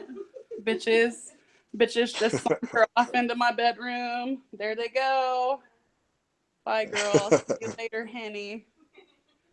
Got the drum kit, got the Hail Satan, got a strong bookshelf, got a little bat light. It's great. It's great. Looks like a pretty big apartment. So I can give you the tour. That's my cousin and his wife's room.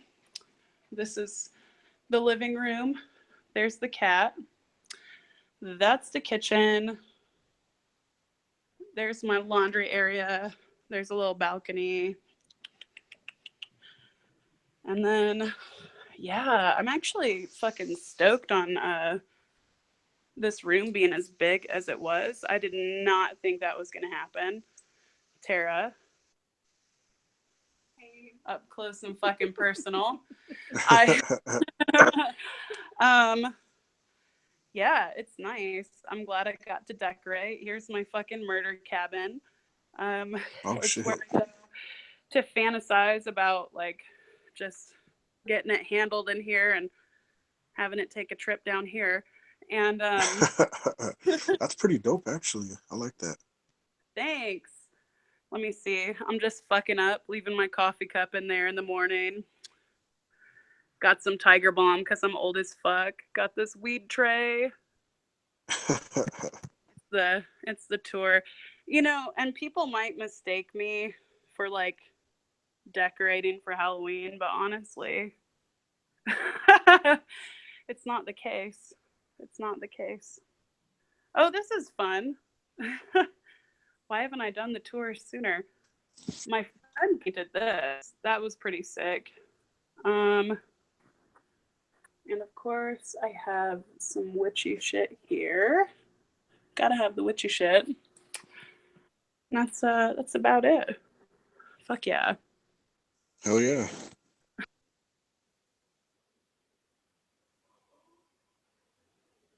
It's a pretty big place.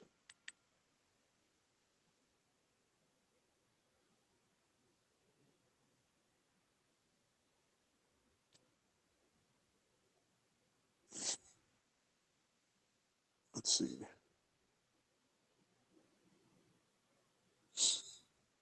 Damn, I think my shit's lagging.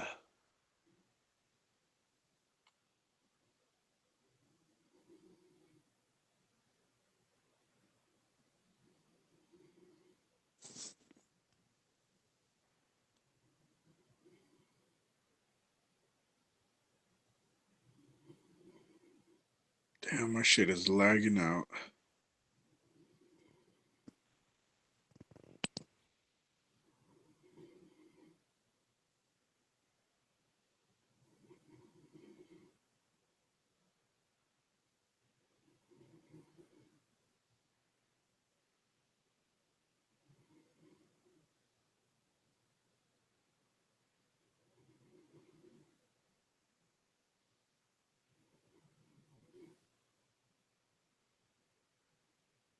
Let's see. I don't think it wants to kill it.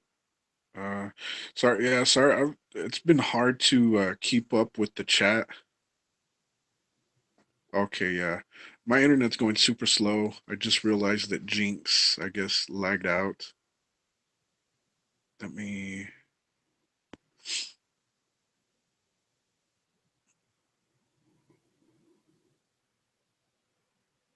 But yeah, it's hard to keep up with the chat with everything that went on today, and TJ took off and my internet lagging out.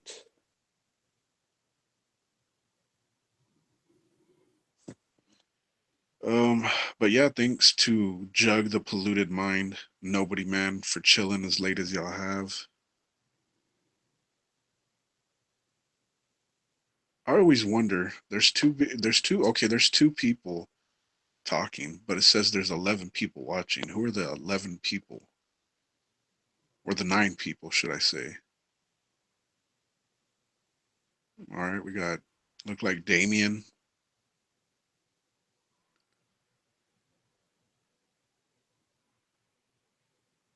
Whoop whoop to everybody for chilling. Like I said, as late as y'all have. We got Ninja with the pencil still chilling. You know those his if y'all haven't, Ninja with the pencil does a fresh stream where he's drawing and talking. I don't think I've ever really seen that. I mean, maybe there's other channels, but for a Juggalo channel, that's pretty fucking fresh. So anytime you see Ninja with a pencil stream, check it out because I think those are pretty fresh and one of a kind. And his art's pretty fucking dope. I mean, I've never seen him do a bad drawing before. And if y'all like politics, I think, and he can correct me if I'm wrong, I think he likes talking politics. I'm not too sure.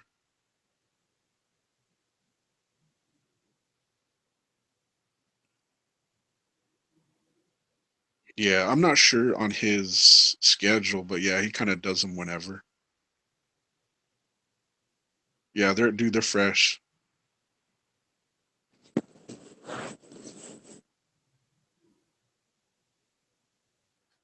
So let me pull this up real quick. All right, whatever. Oh, that's why it's.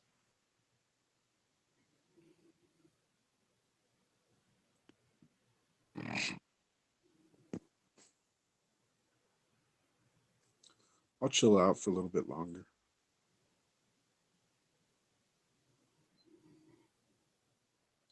Um,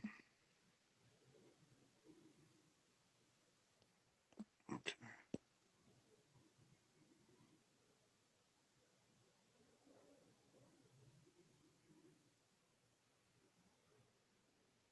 Oh yeah, I'm glad to see that people tune in. I mean, I can't always tune in because of work, which sucks, but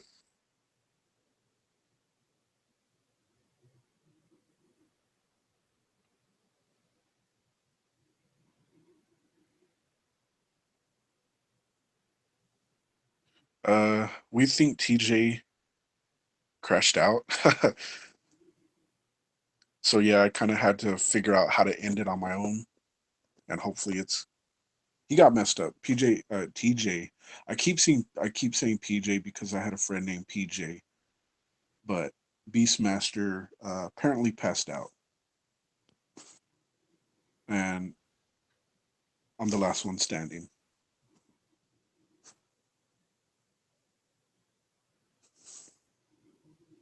But yeah, that's like I was saying, Ninja. That's what I like about them is that they are random, and you have to catch them. It's kind of like finding a rare gem. Like if you can catch it, you got lucky. And I've never really checked, but do they stay up or do you delete them? I've never really went back and checked. I don't know if you can catch them.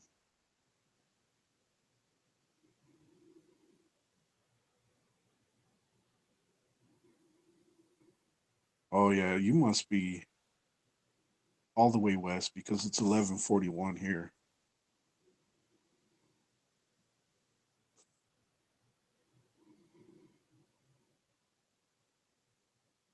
Dude, Migs, I stay up late as fuck, so it's still kind of early for me.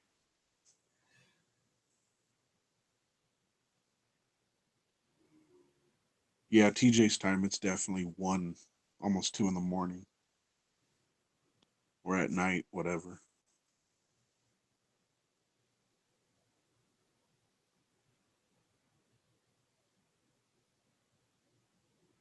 Okay, see, that's what I thought. Yeah, you have to catch them, man. That's pretty dope.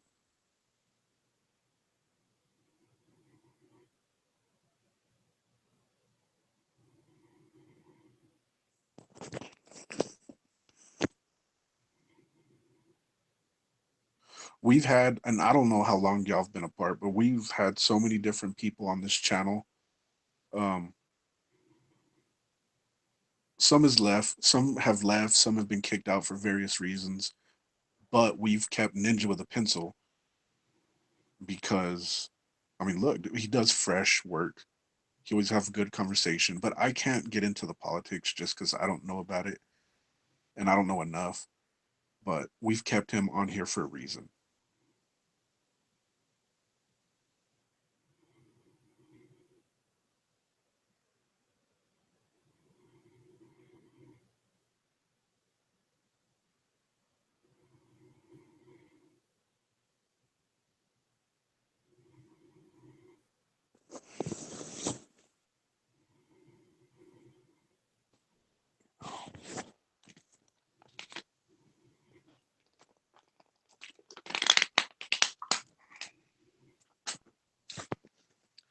Yep, and that's what makes it so hard for most people. Well, I guess that are not from here to learn our language.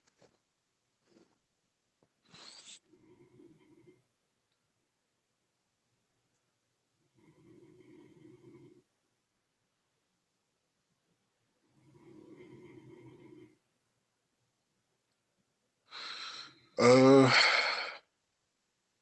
Tomorrow, pretty much go to the grandma's. Do the whole Thanksgiving thing. That's about it. Just enjoy being off. Not much other than that. I don't even know why I got these headphones on. There's nobody to listen to.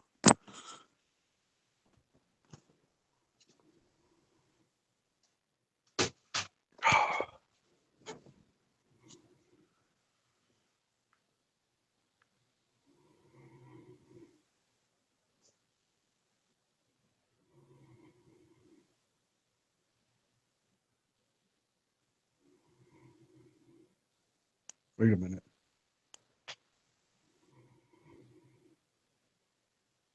I think I'm hearing sound from TJ's end.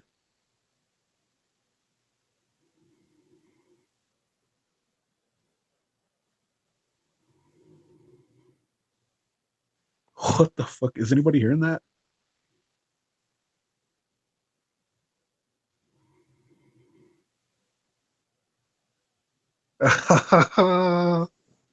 That's hilarious.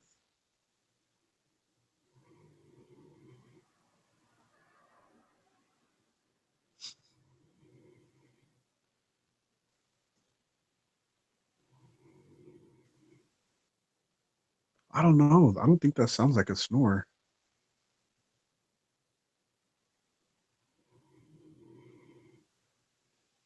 Wait, you might be right.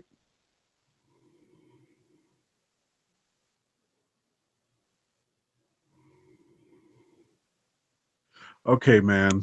Um,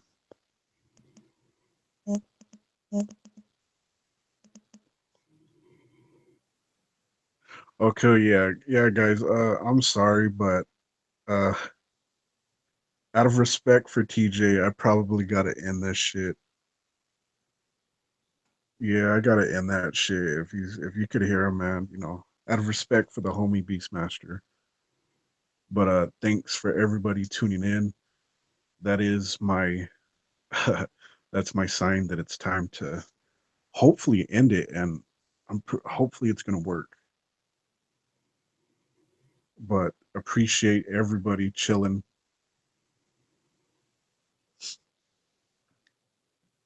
Shout out to Jug. Shout out to Damien, Ninja with a Pencil, Redheaded Stepchild, Migs. Be safe tomorrow,